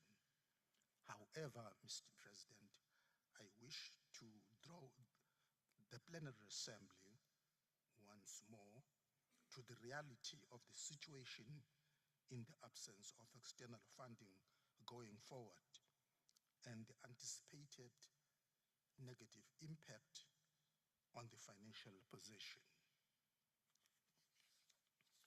Mr. President, I now go to item 4, being the statements of financial performance for the year ended 31st March 2023. And to this, the following is worth noting. Total revenue, the audited financial statements as 31st March 2023 record a total revenue of 51 million Namibian dollars. The breakdown again is been given in the report, but the worth of note is that out of the 51 million Namibian dollars, an amount of 21.15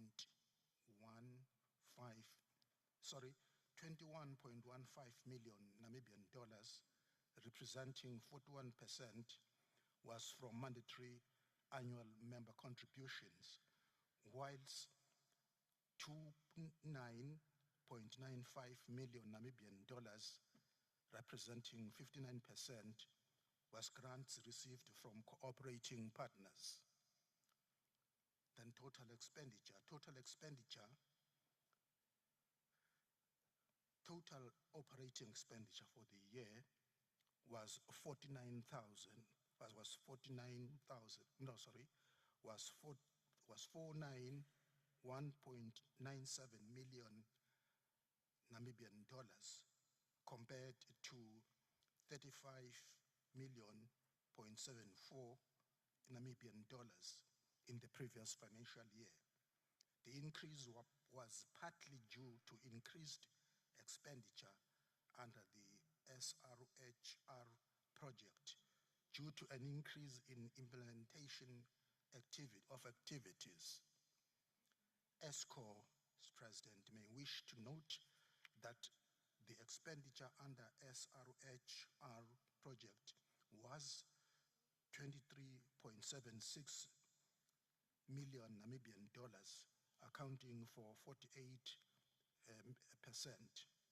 whilst the expenditure under the SADC-PF funds was 25.24 million Namibian dollars, accounting for 52%. Details, once again, of comparison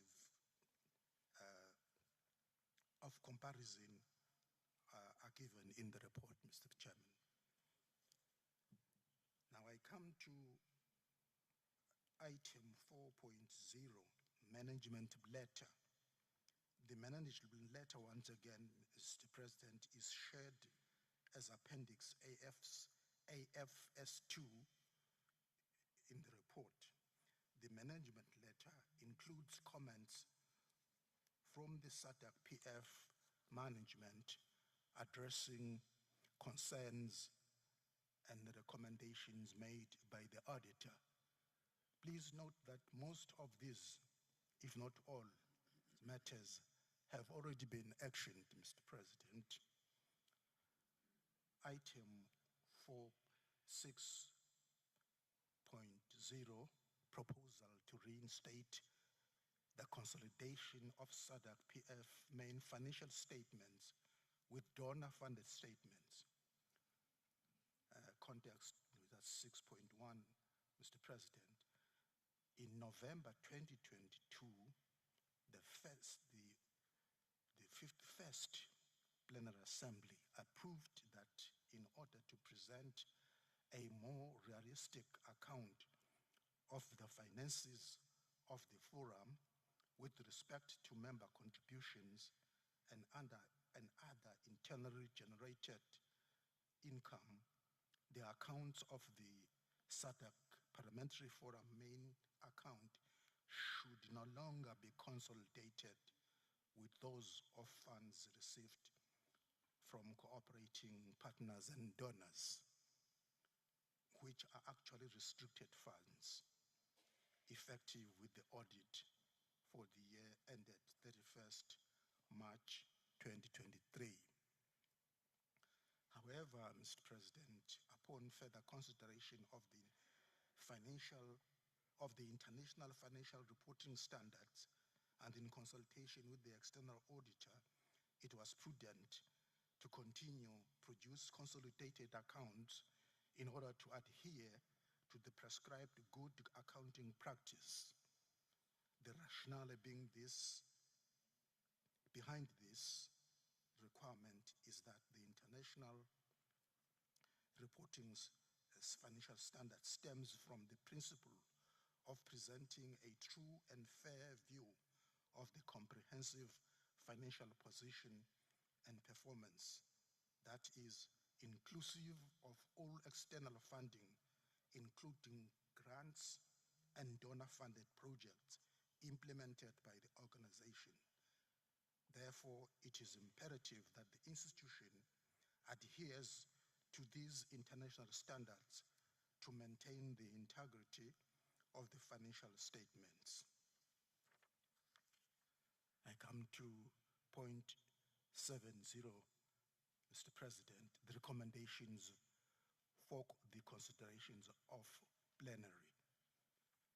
7.1, the Plenary Assembly is requested to consider and approve the audited financial statements for the year ended 31st March 2023. 7.2, the plenary is requested to take note of the concerns and recommendations in the management letter and to appreciate the efforts the Secretariat has made towards addressing same. 7.3, in light of the recommendation of external auditors and requirements of the International Financial Reporting Standards, the plenary is requested to ratify the reinstatement of the consolidation of the accounts of donor/operating partners funded projects into the SADC-PF. Now, Mr. President, I address this august House on paper 2. Please allow Mr. President to proceed to paper 2, which submits the management accounts for the period 1st April 2023 to 31st March 2024. The management accounts for the period 1st April 2023 to 31st March 2024 consist of the following: an update on annual mandatory member contributions, 2 budget performance report as of 31st March 2024, and 3 financial reports of donor-funded programs and projects. Update, Mr. President, on annual mandatory member contributions. Start with the background 1.1. The current annual mandatory contributions from 14 member parliaments stand at 1,501,500 per annum, Seychelles' contribution is 127,005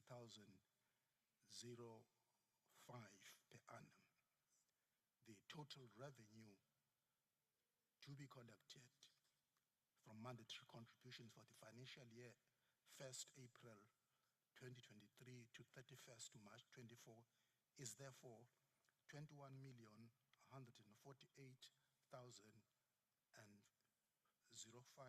Namibian dollars. Now I report on the status, Mr. President, as at 31st March 24 financial year end. Mr. President, the position as at 31st March is submitted for information only, as that position will be reflected in the audited financial statements for that year. The plenary to this effect is requested to refer the information in paragraphs 1.21 to 1.2.5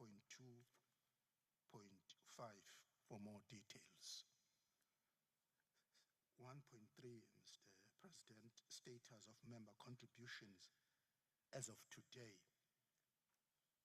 now updated from the position of 15th June 2024. At paragraph 1.3, in the distributed report, the status of the contributions as at 15th June, However, I am pleased, Mr. President, to update that Angola has paid what was due, namely 2.7 million Namibian dollars last week, which was the balance that was outstanding as at the 15th June 2024. This amount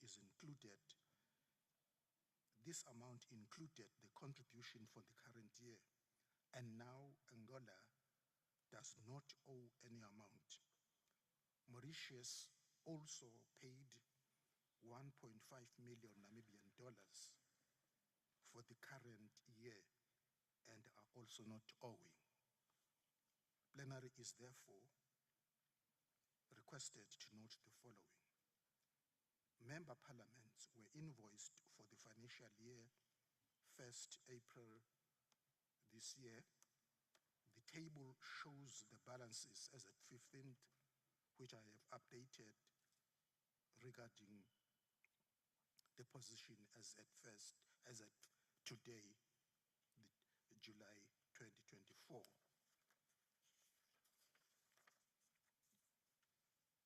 The table, Mr. Chairman, I refer the plenary is having all the necessary details, but I will confine myself to 1.3.2.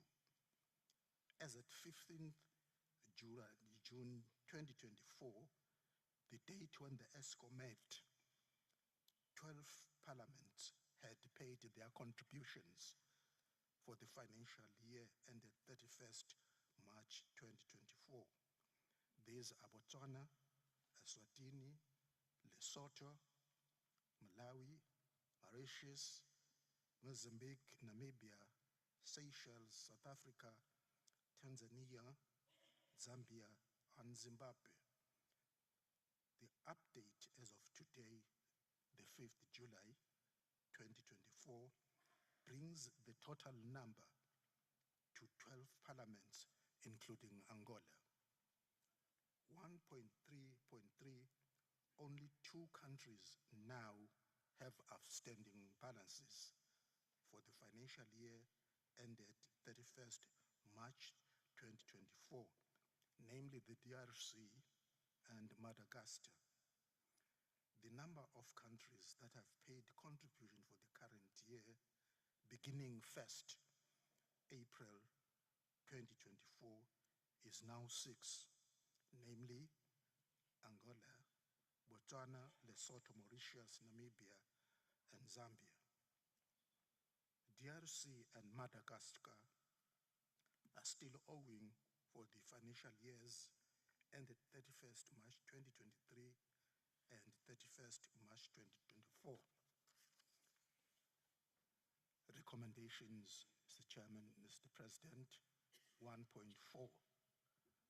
The plenary is requested to consider and take note of the status of annual monetary contributions as at 31st March 2024 and for the current financial year beginning 1st April 2024, position as at 15 June, and to appreciate the commitment of member parliaments in ensuring that contributions are paid.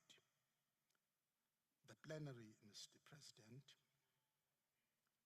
is advised that ESCO has since engaged those parliaments with outstanding parliament balances to settle the same as a matter of priority. Budget performance, that's 2.2, Mr. President.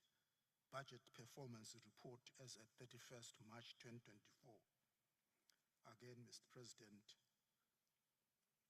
it will be remembered that section 2.1 provides context to the 2023/2024 budget as approved by the 52nd Plenary Assembly.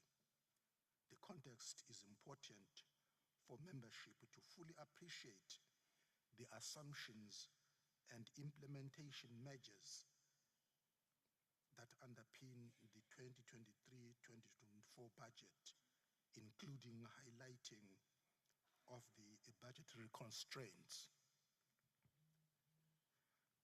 2.1.1 at paragraph 2.1.1,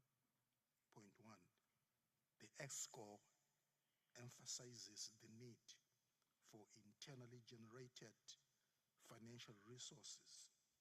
Paragraph 2.1.2 details the adjustment to the mode of operations and implementation of activities to align to available scarce resources. Members are advised to appreciate that cost management measures were instituted, including conducting business using a mix of virtual and physical meetings as detailed in the report at 2.1.2.2.1, 2 to 2.1.2.2, and again at 2.2 for emphasis. 2.1.3. At 2.13, the cost drivers indicated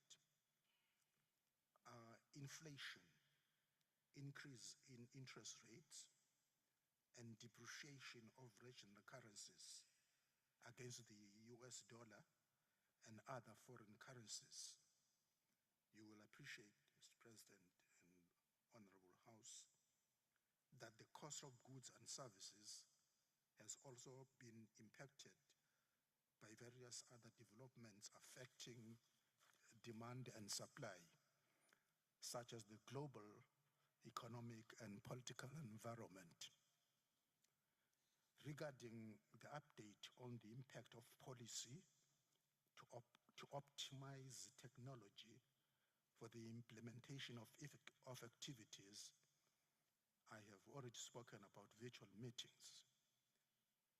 In addition, the forum has since adopted a paperless environment, which has greatly assisted in reducing costs. Details, Mr. President, are contained in paragraphs 2.2.1 and 2.2.2 in the report. Now, Mr. President, the budget variance as at March 2024 income.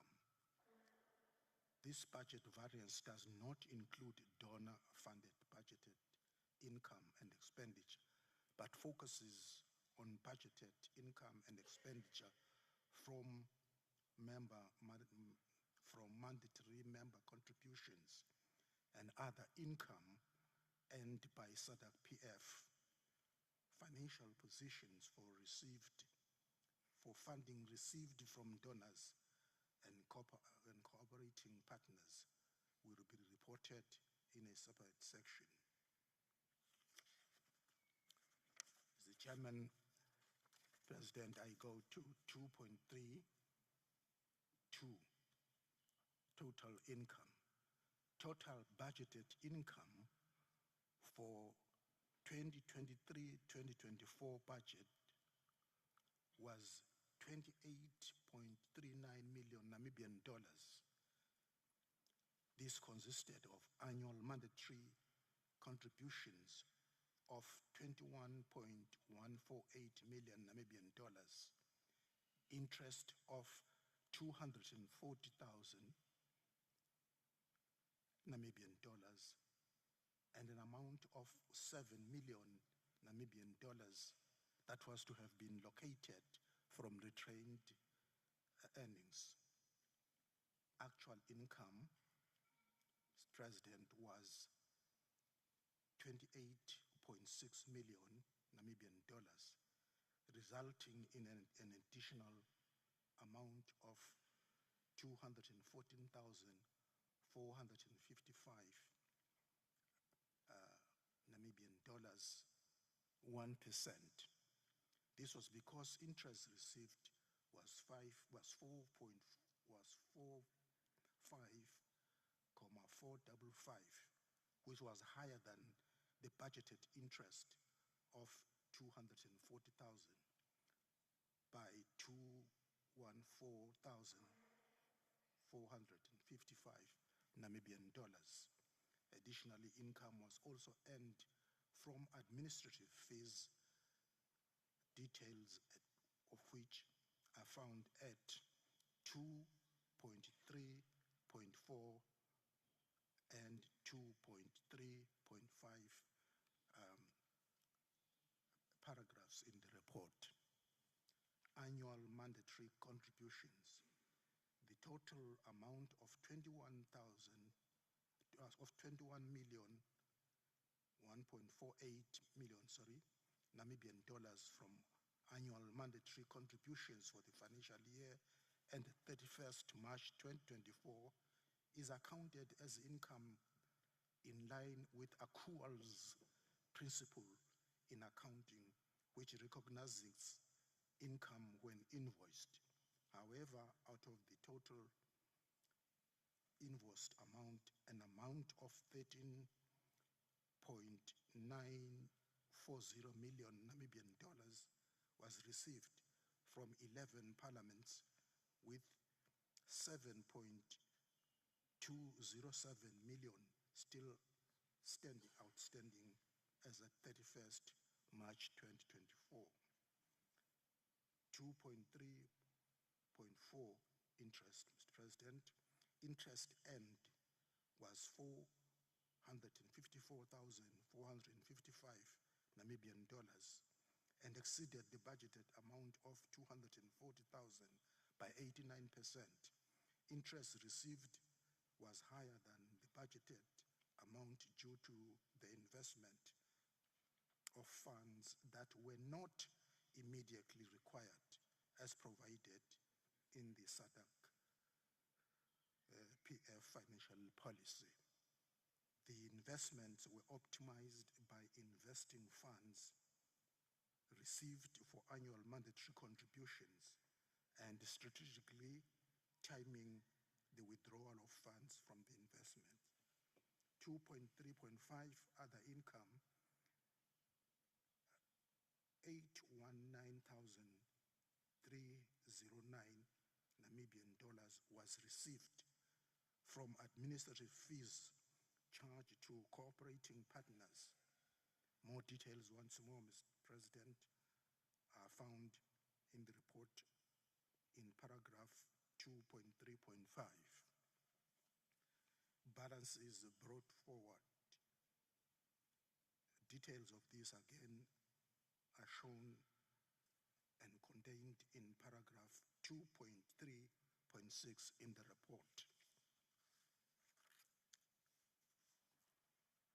Budgeted allocation from reserves, 7 million Namibian dollars. The total budget required an allocation of 7 million Namibian dollars from reserves, as tabulated in the table at 2.3.1, in order to adequately cater for budgeted expenditure of 28,262,888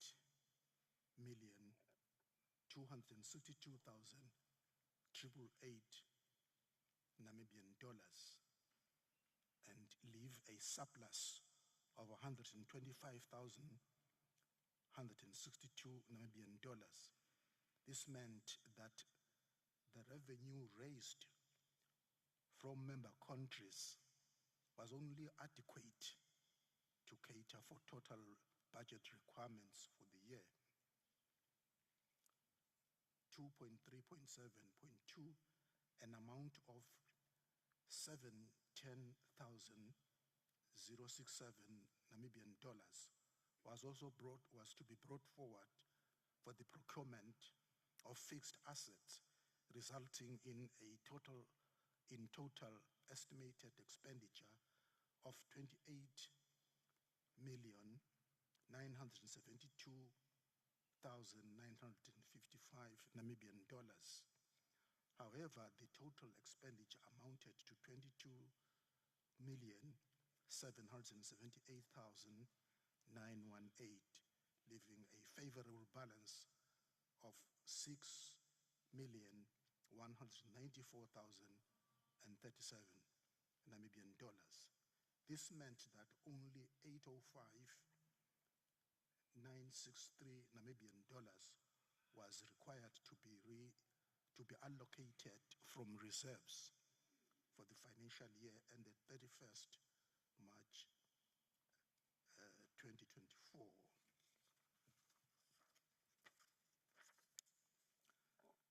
I address myself, Mr. President, on 2.41, budgeted expenditure. The total approved budgeted expenditure for the financial year 2023/2024 is 28.26 million Namibian dollars. This results in a budgeted surplus of 125,162 Namibian dollars, minus 28,262,888.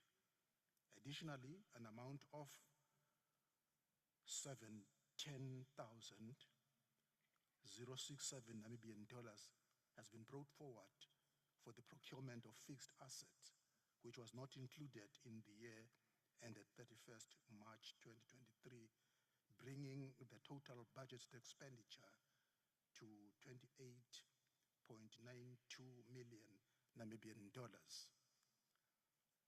Then, Mr. President, total actual expenditure, that is 2.4.2.1.1.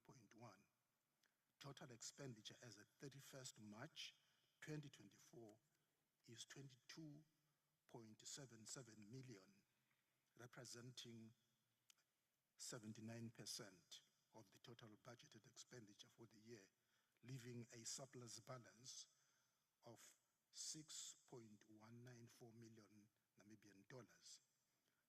The favorable total variance balance of 6.194 million, Mr. President, is further explained in the executive summary.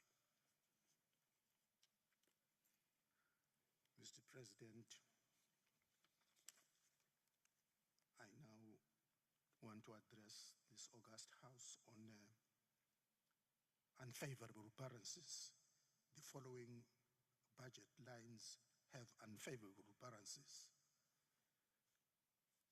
2.4.3.1, the budget for the financial expenses was 662,178 Namibian dollars, while the expenditure was 795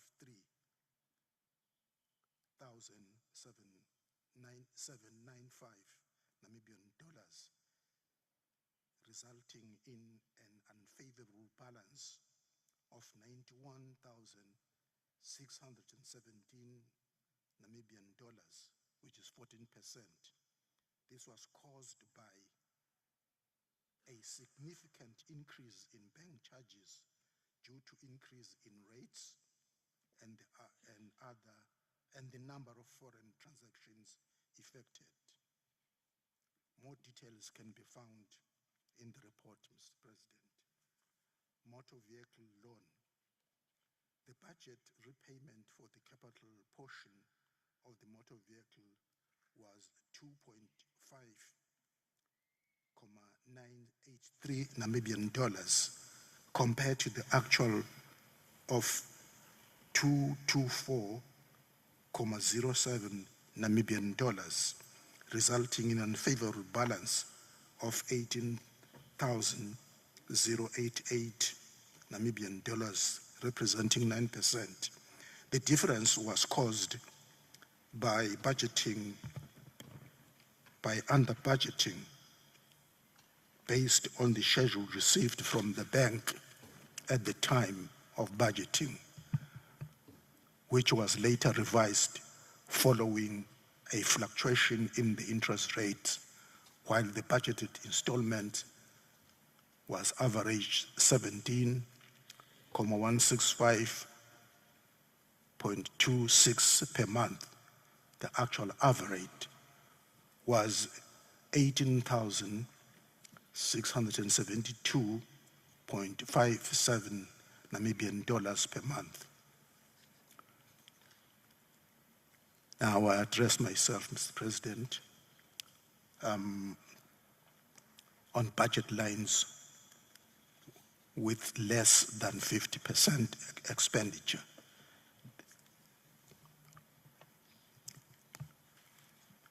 These are detailed from paragraphs 2.4.41 to 2.4.4.4 and include communications expenses 45%, subcommittee expenses 19%, and budget line for election observation 0%, and capital expenditure at 20%. Details are found in the report, Mr. Chairman. I will jump and go to 2.5, recommendations for the consideration of the plenary. 2.5.1, Mr. President, the plenary is requested to take note of the context of the 2023-2024 budget and the measures put in place to manage the limited resources.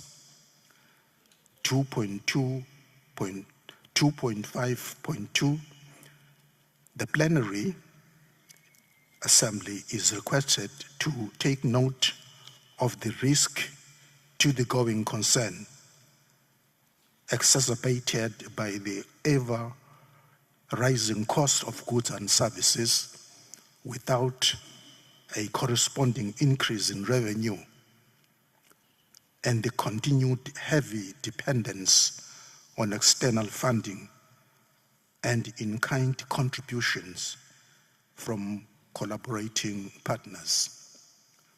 The ESCO noted that it is therefore imperative that the Plenary Assembly considers the need to increase member contributions in a timely manner. In this regard, the ESCO resolved to submit a comprehensive proposal to the next Plenary Assembly for its consideration.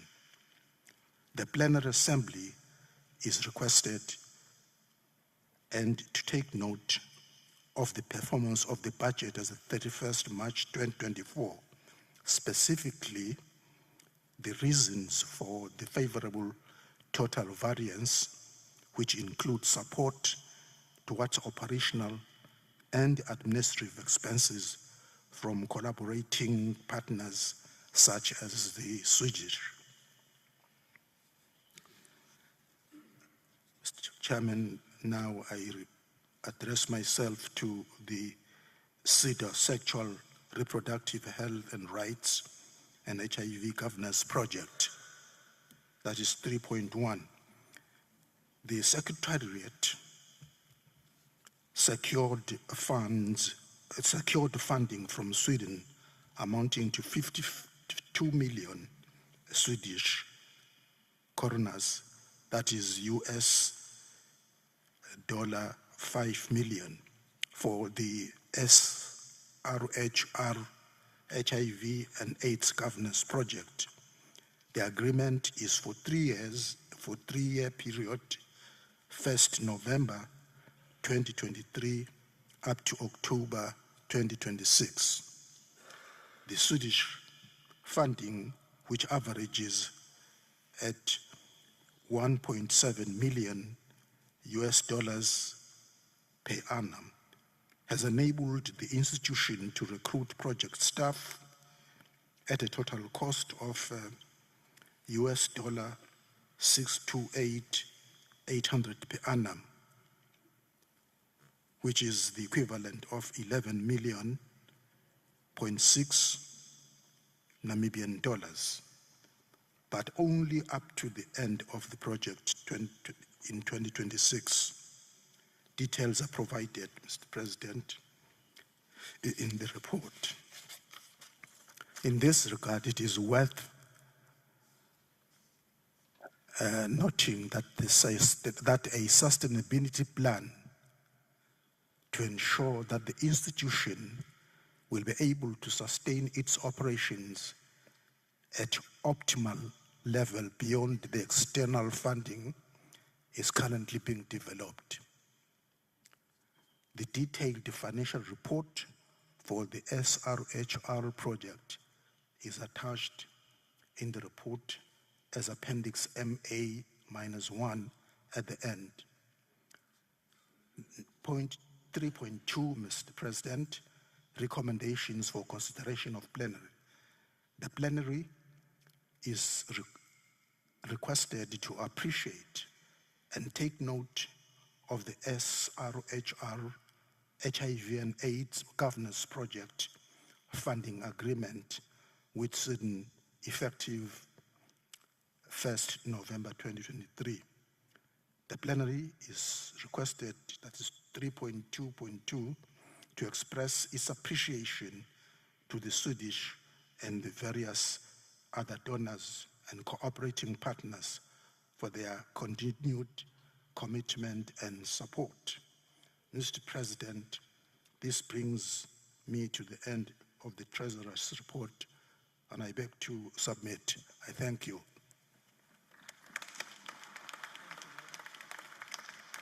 Thank you, Honorable Treasurer, for the report.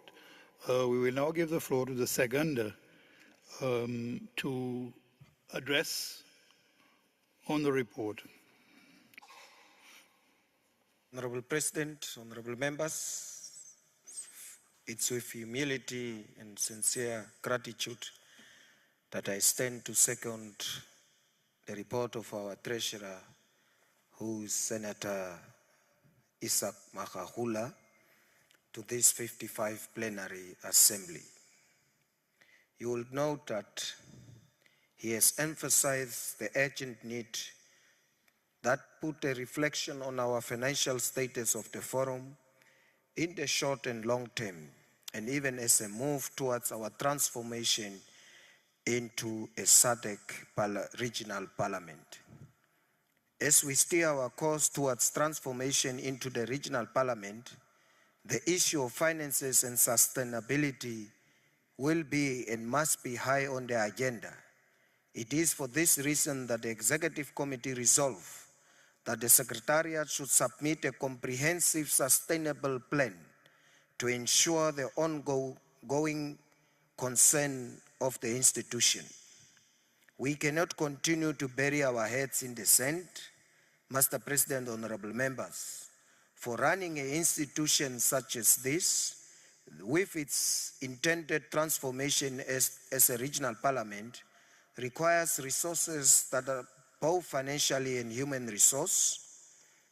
Case in point is that the mandatory membership contribution were last increased in 2020 by 5% only, following a prior increase of 10% in 2015, 5 years earlier.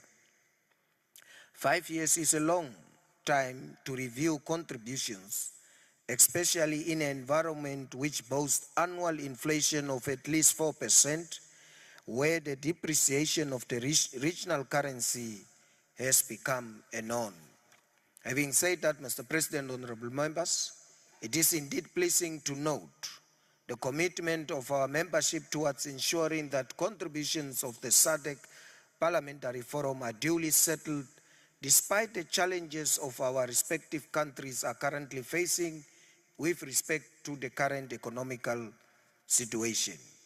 We are thankful for this commitment, and since ours is an institution that wishes to ideally sustain its operation primarily from the support of its member parliaments in order to ensure it maintains its independence and credibility and determines its own agenda in the interest of the citizens of the SADC region. Mr. President, honorable members, we have heard that although the records reflect that the past 2 financial years has yielded a surplus in income over expenditure, this is only because of the stringent cost management measures implemented by the Forum, assisted by the support from cooperating partners who funded a number of activities. In addition, we must worry that we have started to use our reserve, as the case with the budget of this financial year. Mr. President, honorable members, even the membership has unanimously expressed their preference for face-to-face meetings. As it is contained in the Treasurer's report as already indicated, the Forum must, however, continue to make use of virtual platforms for some of the meetings and the activities, including standing committee meetings. This is in line with the deliberate policy decision that was taken by the Plenary Assembly to take advantage of the information and communication technologies that are available to us in order to manage cost. In this regard, it is sincerely hoped that the standing committees, through their respective programs, will be able to raise resources to support their statutory and program work. It is our finance subcommittee's plea to the honorable members, therefore, that we, in the meantime, continue to find time to participate in virtual meetings, without which our work as a regional parliamentary body will be negatively impacted. My clarion call is to urge members to continue to prioritize SADC Parliamentary Forum when considering your respective budget, for its acknowledgement that the support of member parliament extend beyond the annual member contribution. It is recognized that other significant contributions from member parliaments include hosting plenary assemblies by rotation and facilitating the participation of members at the plenary assembly and other SADC parliamentary forum. It is quite clear, Mr. President, honorable members, as it evidenced today over the past week from where we sit and has been hosted, that the cost of holding plenary assemblies are indeed colossal, and yet we do not lack host. And as such, we must indeed applaud the Parliament of Angola through its leadership of the Speaker, Senor Carolina, and the able General Senor Pedro Sebastiano of the SADC Parliamentary for hosting us in this incredible event. We are also, as indicated, not lacking hosts, and also applaud the next host of our SADC fraternity in the name of Speaker of Zambia, Madam Honorable Nelly Muti, for their commitment in securing the next plenary in the capital of Zambia, Lusaka. It is with this commitment from our membership, Mr. President, that we are externally and delightfully grateful for that kind of hospitality and gesture.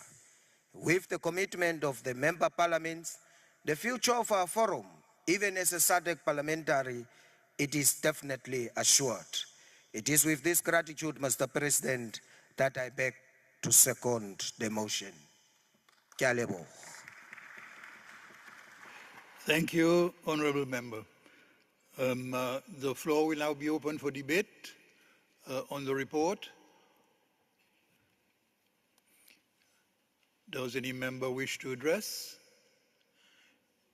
If not, I will ask the presenter of the report, the Honorable Treasurer, to conclude. I don't know, there is nothing to respond to, but perhaps you might just wish to give concluding remarks. Yes. Thank you, Mr. President, for the opportunity to conclude the process of adopting this report I have had the honor to present before this August Assembly. Mr. President, I want to thank you and all the members here for the support that has been shown that indeed this report has to be adopted, because I have not heard anyone talking to the contrary. And I must, Mr. President, thank the seconder, Honorable Philippus Katjavivi, for ably seconding me for the adoption of this report. He emphasized the need of the sustainability, which is something I had also underscored, the sustainability of the forum and the need for our statutory contribution, our statutory committees to continue to be supported in their work virtually, given the financial position that we seem to be in. Although primarily it would be better face-to-face, but given the constraints, we will continue, Mr. President, with the virtual meetings where possible. Physical meetings will also take place. With that, Mr. President, I thank you and thank the staff, the Secretariat staff, for helping put up this report, which I now ask you, good committee, the plenary, to adopt. I thank you. Thank you, Honorable Treasurer. I now put the question of the report of the Executive Committee on Financial Matters, the Treasurer's report, be adopted. Are there any objections? There being none, I declare that the report of the Executive Committee on Financial Matters is duly adopted. Thank you.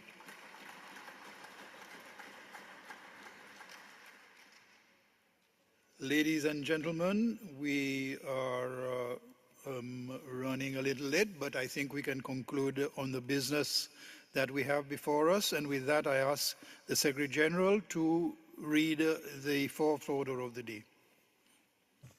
Address by the representative of the African Population Health and Research Center, APHRC, Ms. Grace Kibunja, Head of Advocacy on commitment to partnership with SADC Parliamentary Forum to enhance parliamentary effectiveness in the SADC region, pursuant to Rule 44.5 of the Rules of Procedure.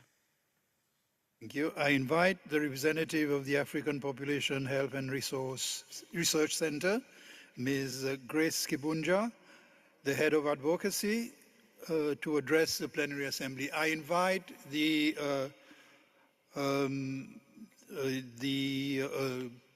speaker to step to the podium. Thank you.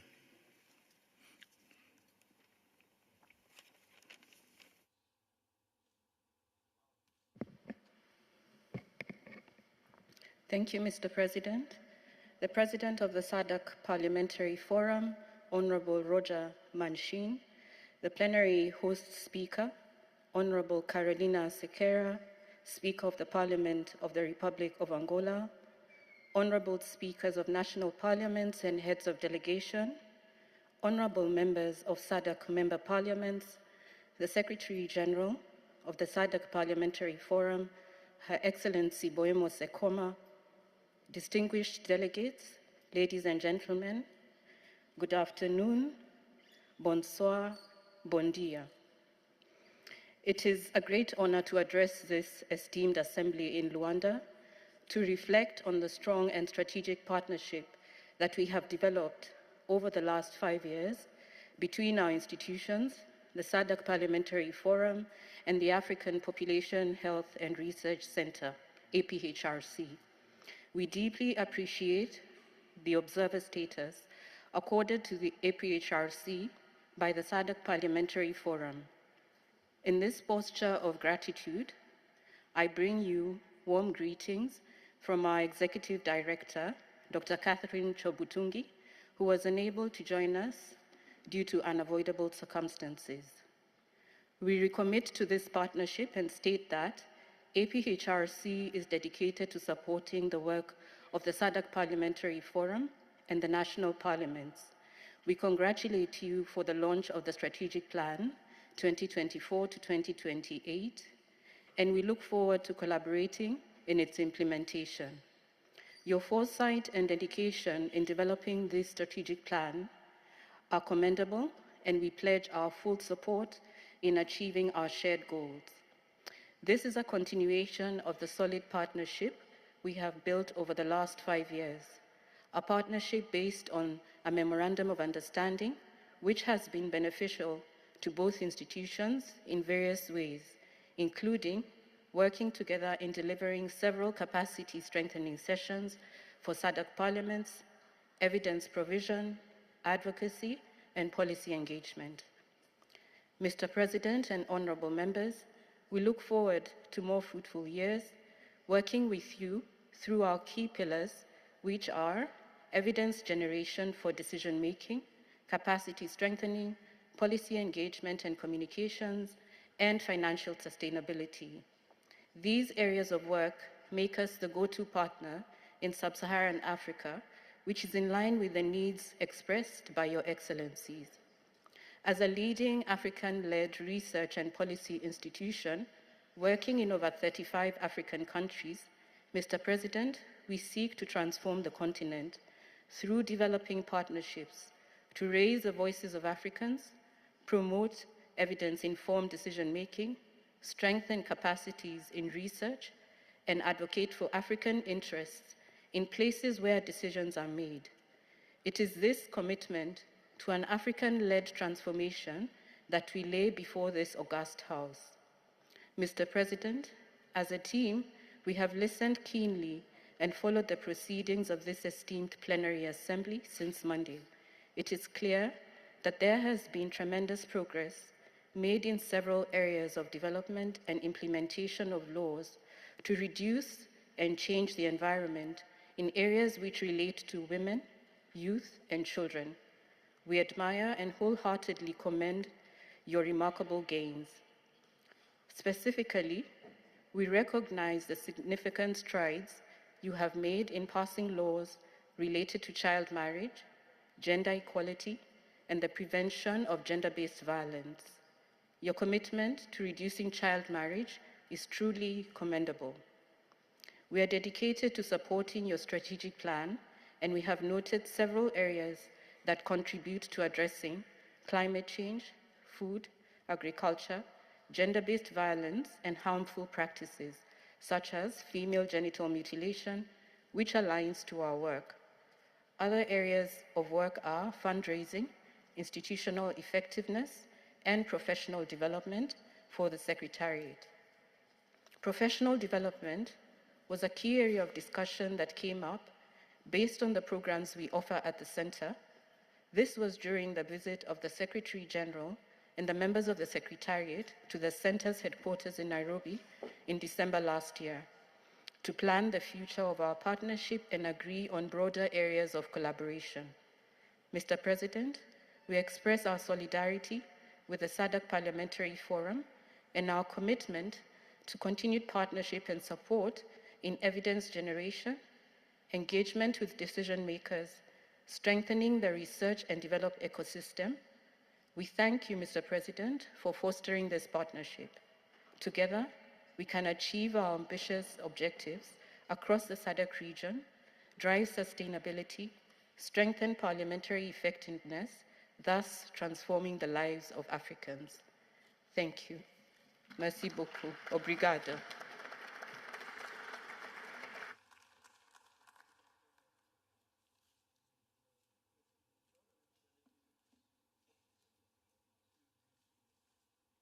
I thank Ms. Grace Kibunja, the representative of the APHRC, and I welcome the commitment to partner with the SADC PF and national parliaments in the areas of capacity building and research to enhance parliamentary effectiveness in the SADC region. It is a partnership that we value, and I'm sure many parliamentarians will find the collaboration beneficial.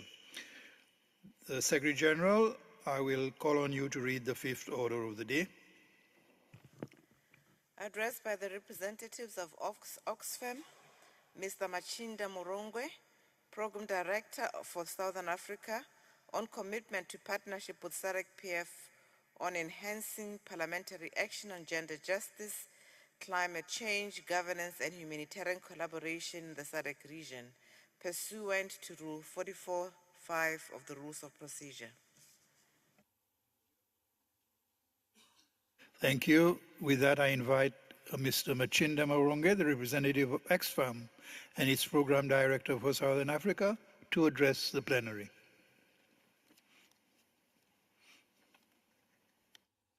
I would like to acknowledge the SADC President, Honorable Roger Massin, the plenary host speaker, Honorable Caroline Sekeria, Speaker of the Parliament of the Republic of Angola, Honorable Speakers of the National Parliaments and Heads of Delegation, Honorable Members of SADC Member Parliaments, Secretary General of the SADC Parliamentary Forum, Her Excellency Boamo Sehoma, distinguished delegates, ladies and gentlemen, good afternoon to you all.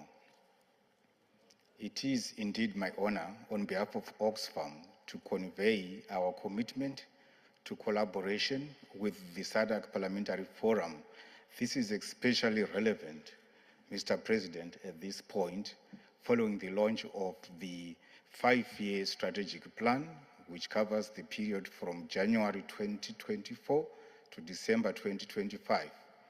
Allow me, Mr. President, to take this opportunity to congratulate the SADC Parliamentary Forum on this momentous event, and the plan does provide a blueprint clearly laying out priorities and the framework for multi-stakeholder collaboration.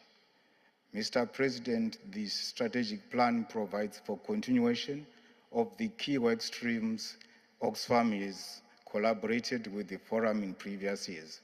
This includes, and not limited to, the impacts of poverty in the region, building on the recommendations of the inequality report that Oxfam launches every 2 years, that seeks to address, among other issues, tax leakages, such as tax avoidance by large corporates and the super rich, whose impact has led to stifling physical space for SADC member states.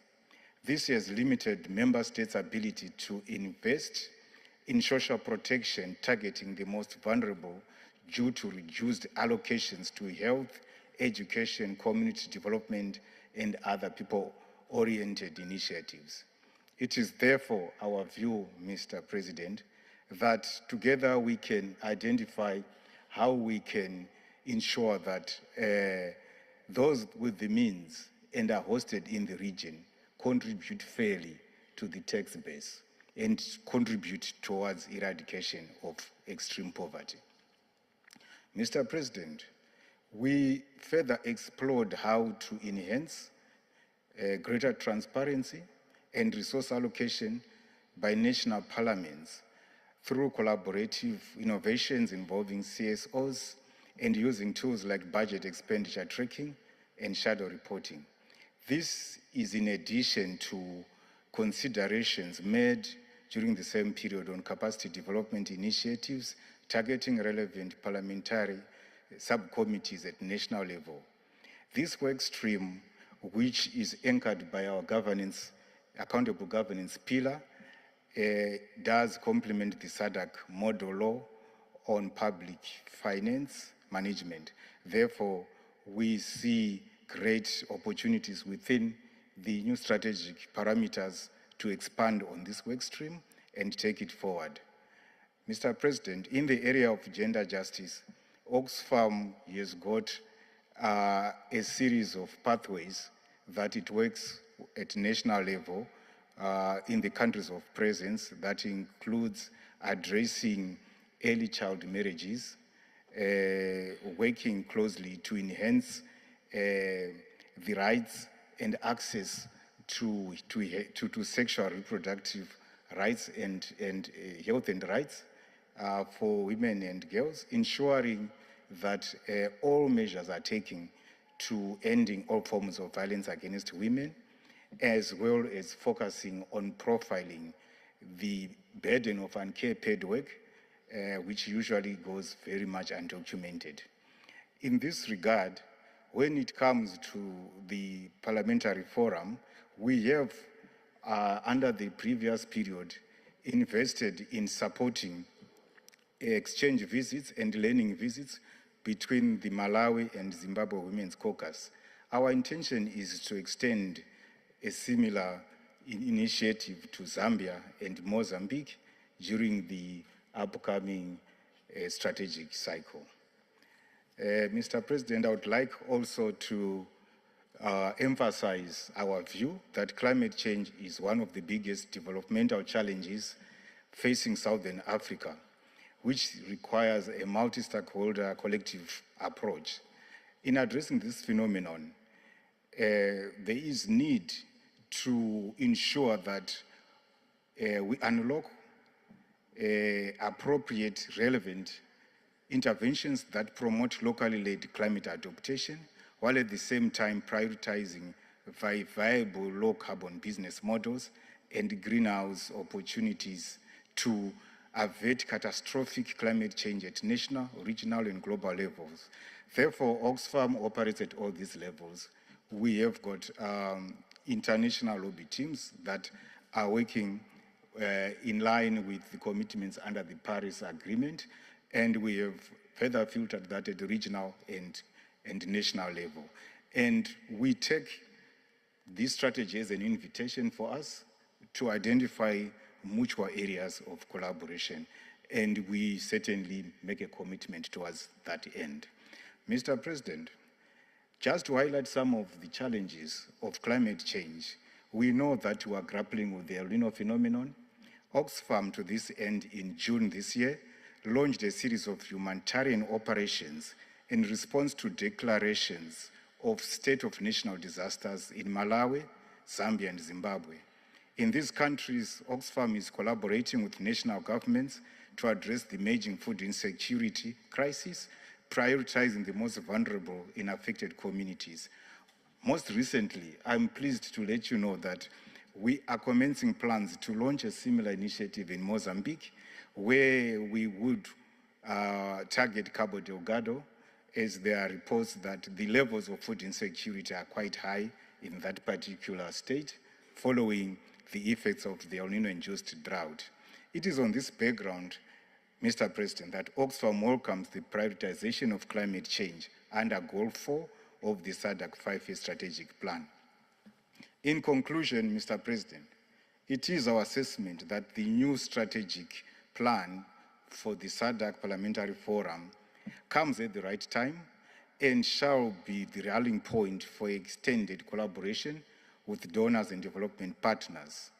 Oxfam stands in solidarity and intends to work with the Parliamentary Forum to consolidate the gains achieved over the last strategic cycle and identify thematic areas where we can mutually benefit from our relative expertise and comparative advantages, thereby contributing to the attainment of the SADC Vision 2050 and the Africa Agenda 2063. I thank you, Mr. President.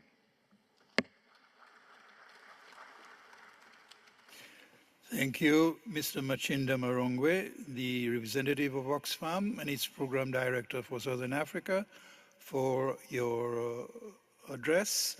And we welcome the commitment to partner with our organization on critical areas of mutual interest, in particular gender justice, climate change, governance, and humanitarian collaboration.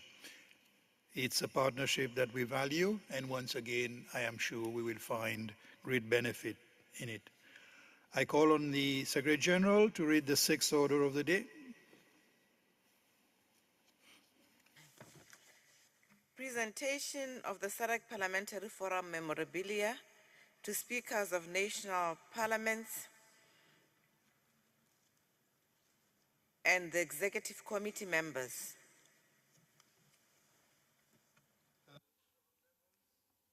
Honorable members, well, I am pleased to be the bearer of gifts. It is a range of memorabilia which are part of branding efforts by SADC-PF to enhance the visibility of our organization. These items are available for sale to national parliaments, but now I will have the honor of presenting to all the speakers, all the heads of delegation, and all the members of the executive committee to please join me for this presentation.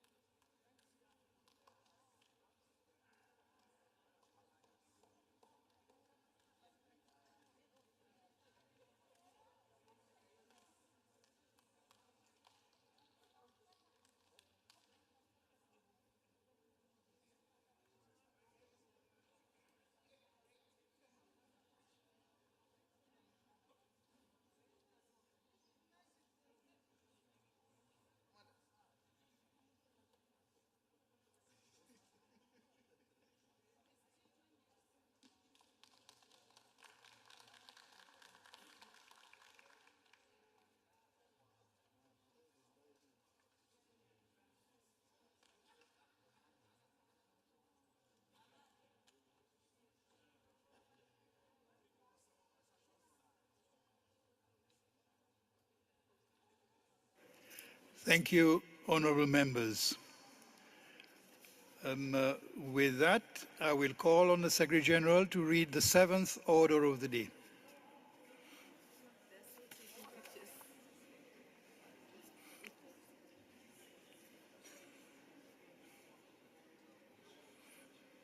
Presentation of the SADC Parliamentary closing statement by the SADC Parliamentary Forum President, His Excellency Roger Masieng, and Speaker of the National Assembly of Seychelles.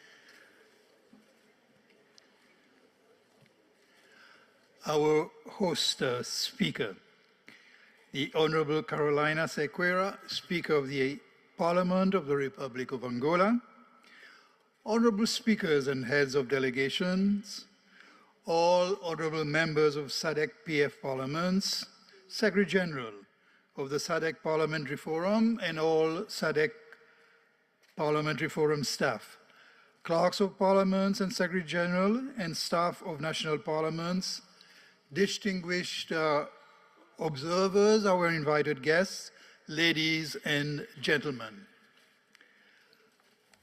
I thank you all for accompanying me in this remarkable event, the 55th Plenary Assembly of SADC-PF.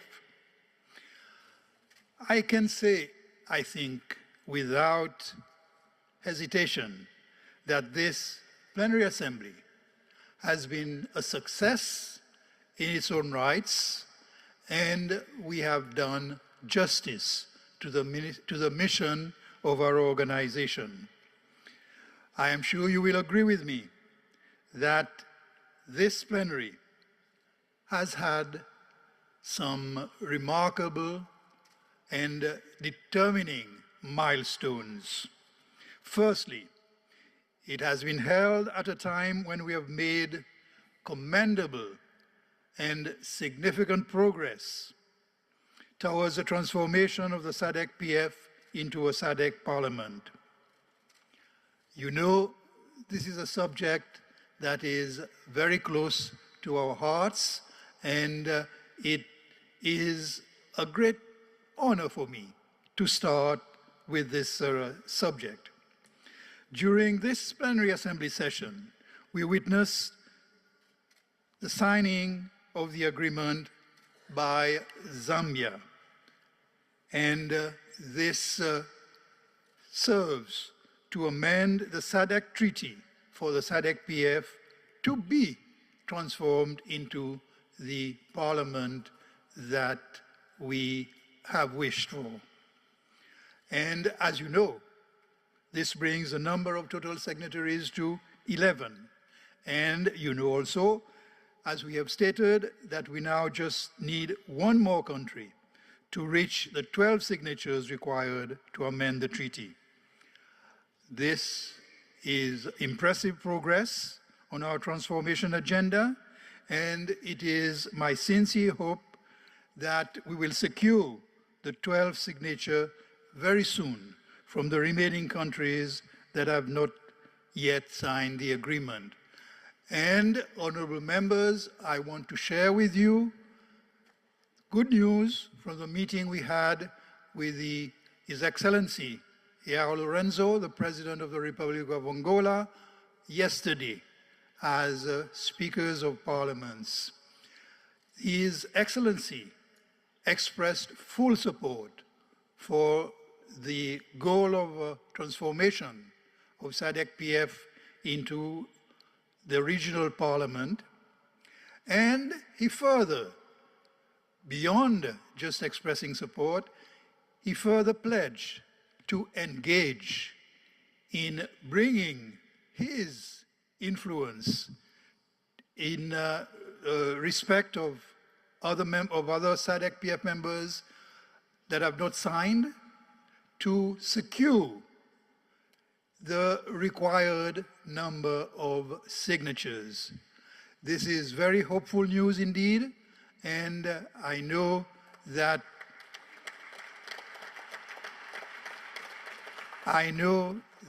it will take us to the goal that we have set for us.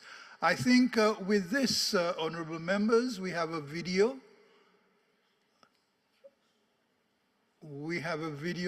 There we are.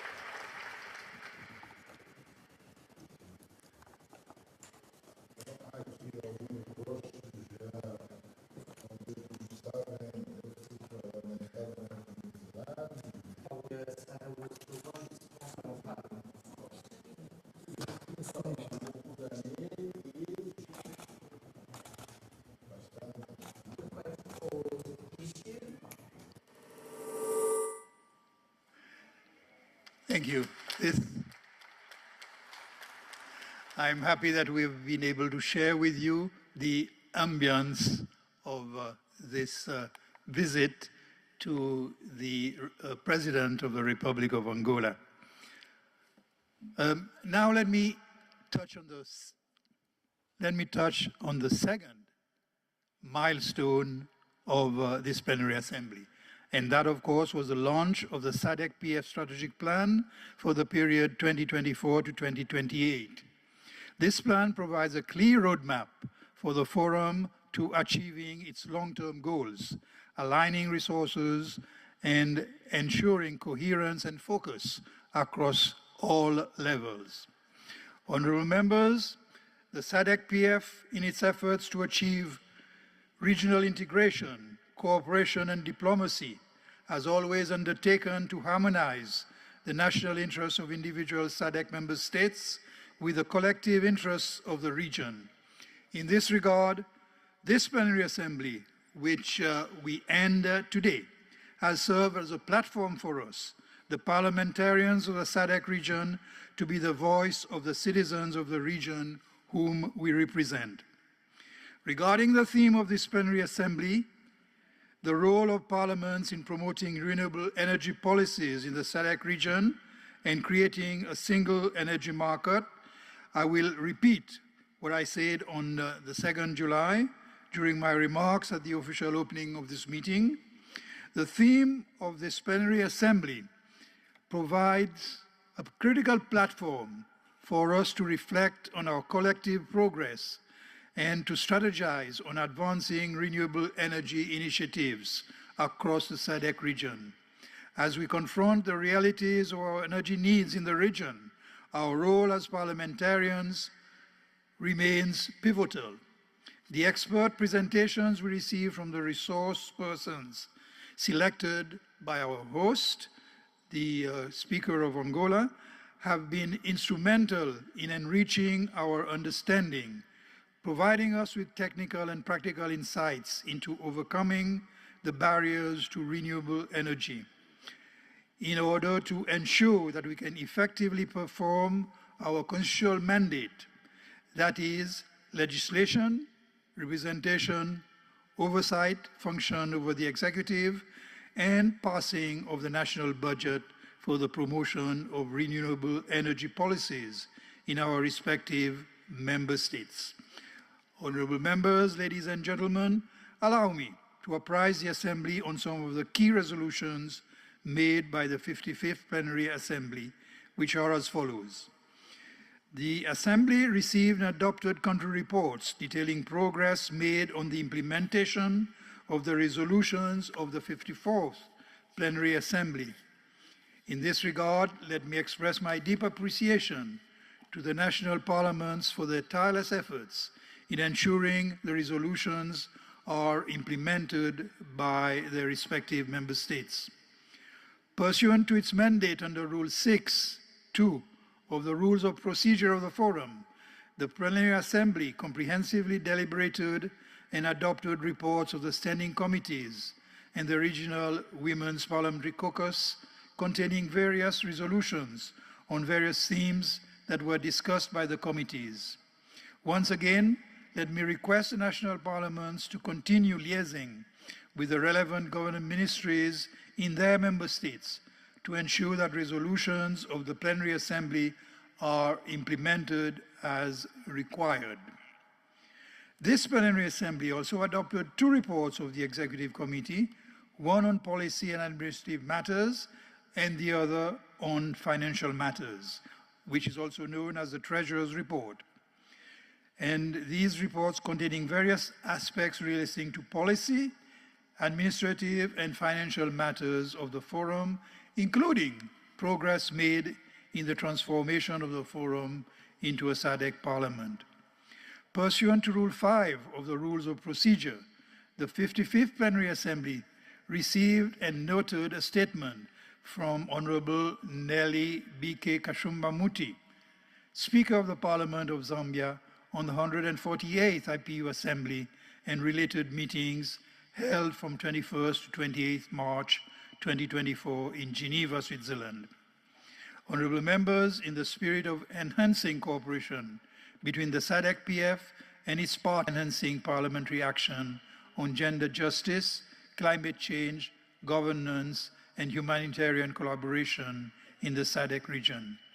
Honorable members will also recall that as a concluding item, in my capacity as President of the Forum, I presented to this Assembly the SADC-PF memorabilia to speakers, heads of delegation, and members of EXCO in the expectation that this will help us enhance the visibility of SADC-PF within our member parliaments. As I conclude, let me once again thank the Honorable Speaker, Honorable Carolina Sequeira, Speaker of the Parliament of the Republic of Angola, for hosting us so graciously here in the city of Luanda. I am sure all delegates to this Plenary Assembly have enjoyed the excellent hospitality from our host, and I am pleased also to acknowledge the contribution we have had from the government and people of Angola. I have to thank you, honorable members, for attending this Plenary Assembly and for your active participation in its deliberations. I thank the Secretary General and her team for their dedication and commitment to duty, which has made the Plenary Assembly a success. And I add my thanks to the clerks of parliaments and the secretaries general from national parliaments for the administrative support they provided to members who, I understand, were with us for the entire period of this plenary assembly. To put it simply, let me thank everyone who contributed to the success of this plenary in one way or another. Any event of this sort requires the collaboration of many different parties and individuals, and we are very pleased to acknowledge these contributions. Now, with these remarks, honorable members, it is my honor to declare the 55th Plenary Assembly Session officially closed, and I therefore proceed to adjourn the Plenary Assembly until we meet again during the 56th Plenary Assembly Session to be hosted by the Parliament of the Republic of Zambia in November 2024. Of course, the specific dates and programs will be provided to members in the course of the time that it takes us to go to the plenary. And we owe our thanks to the Parliament of Zambia, through its Speaker, the Honorable Nelly Muti, for their preparedness in hosting our next plenary. I thank you all for your kind attention.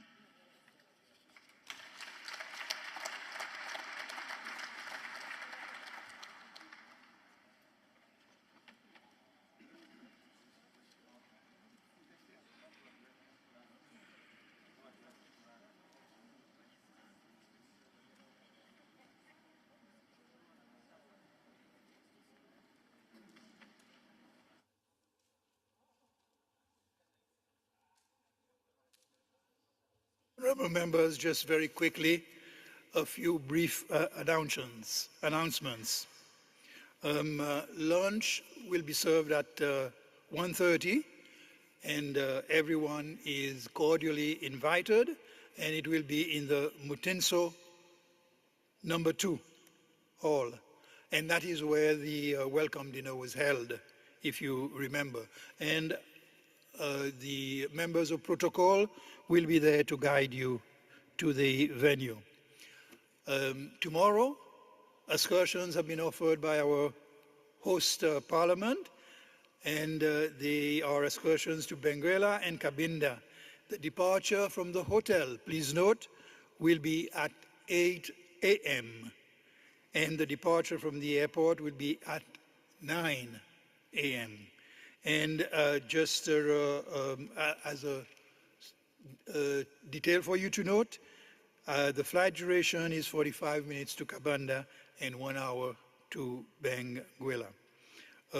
With these announcements, I think we have covered what we needed for your information, honorable members. I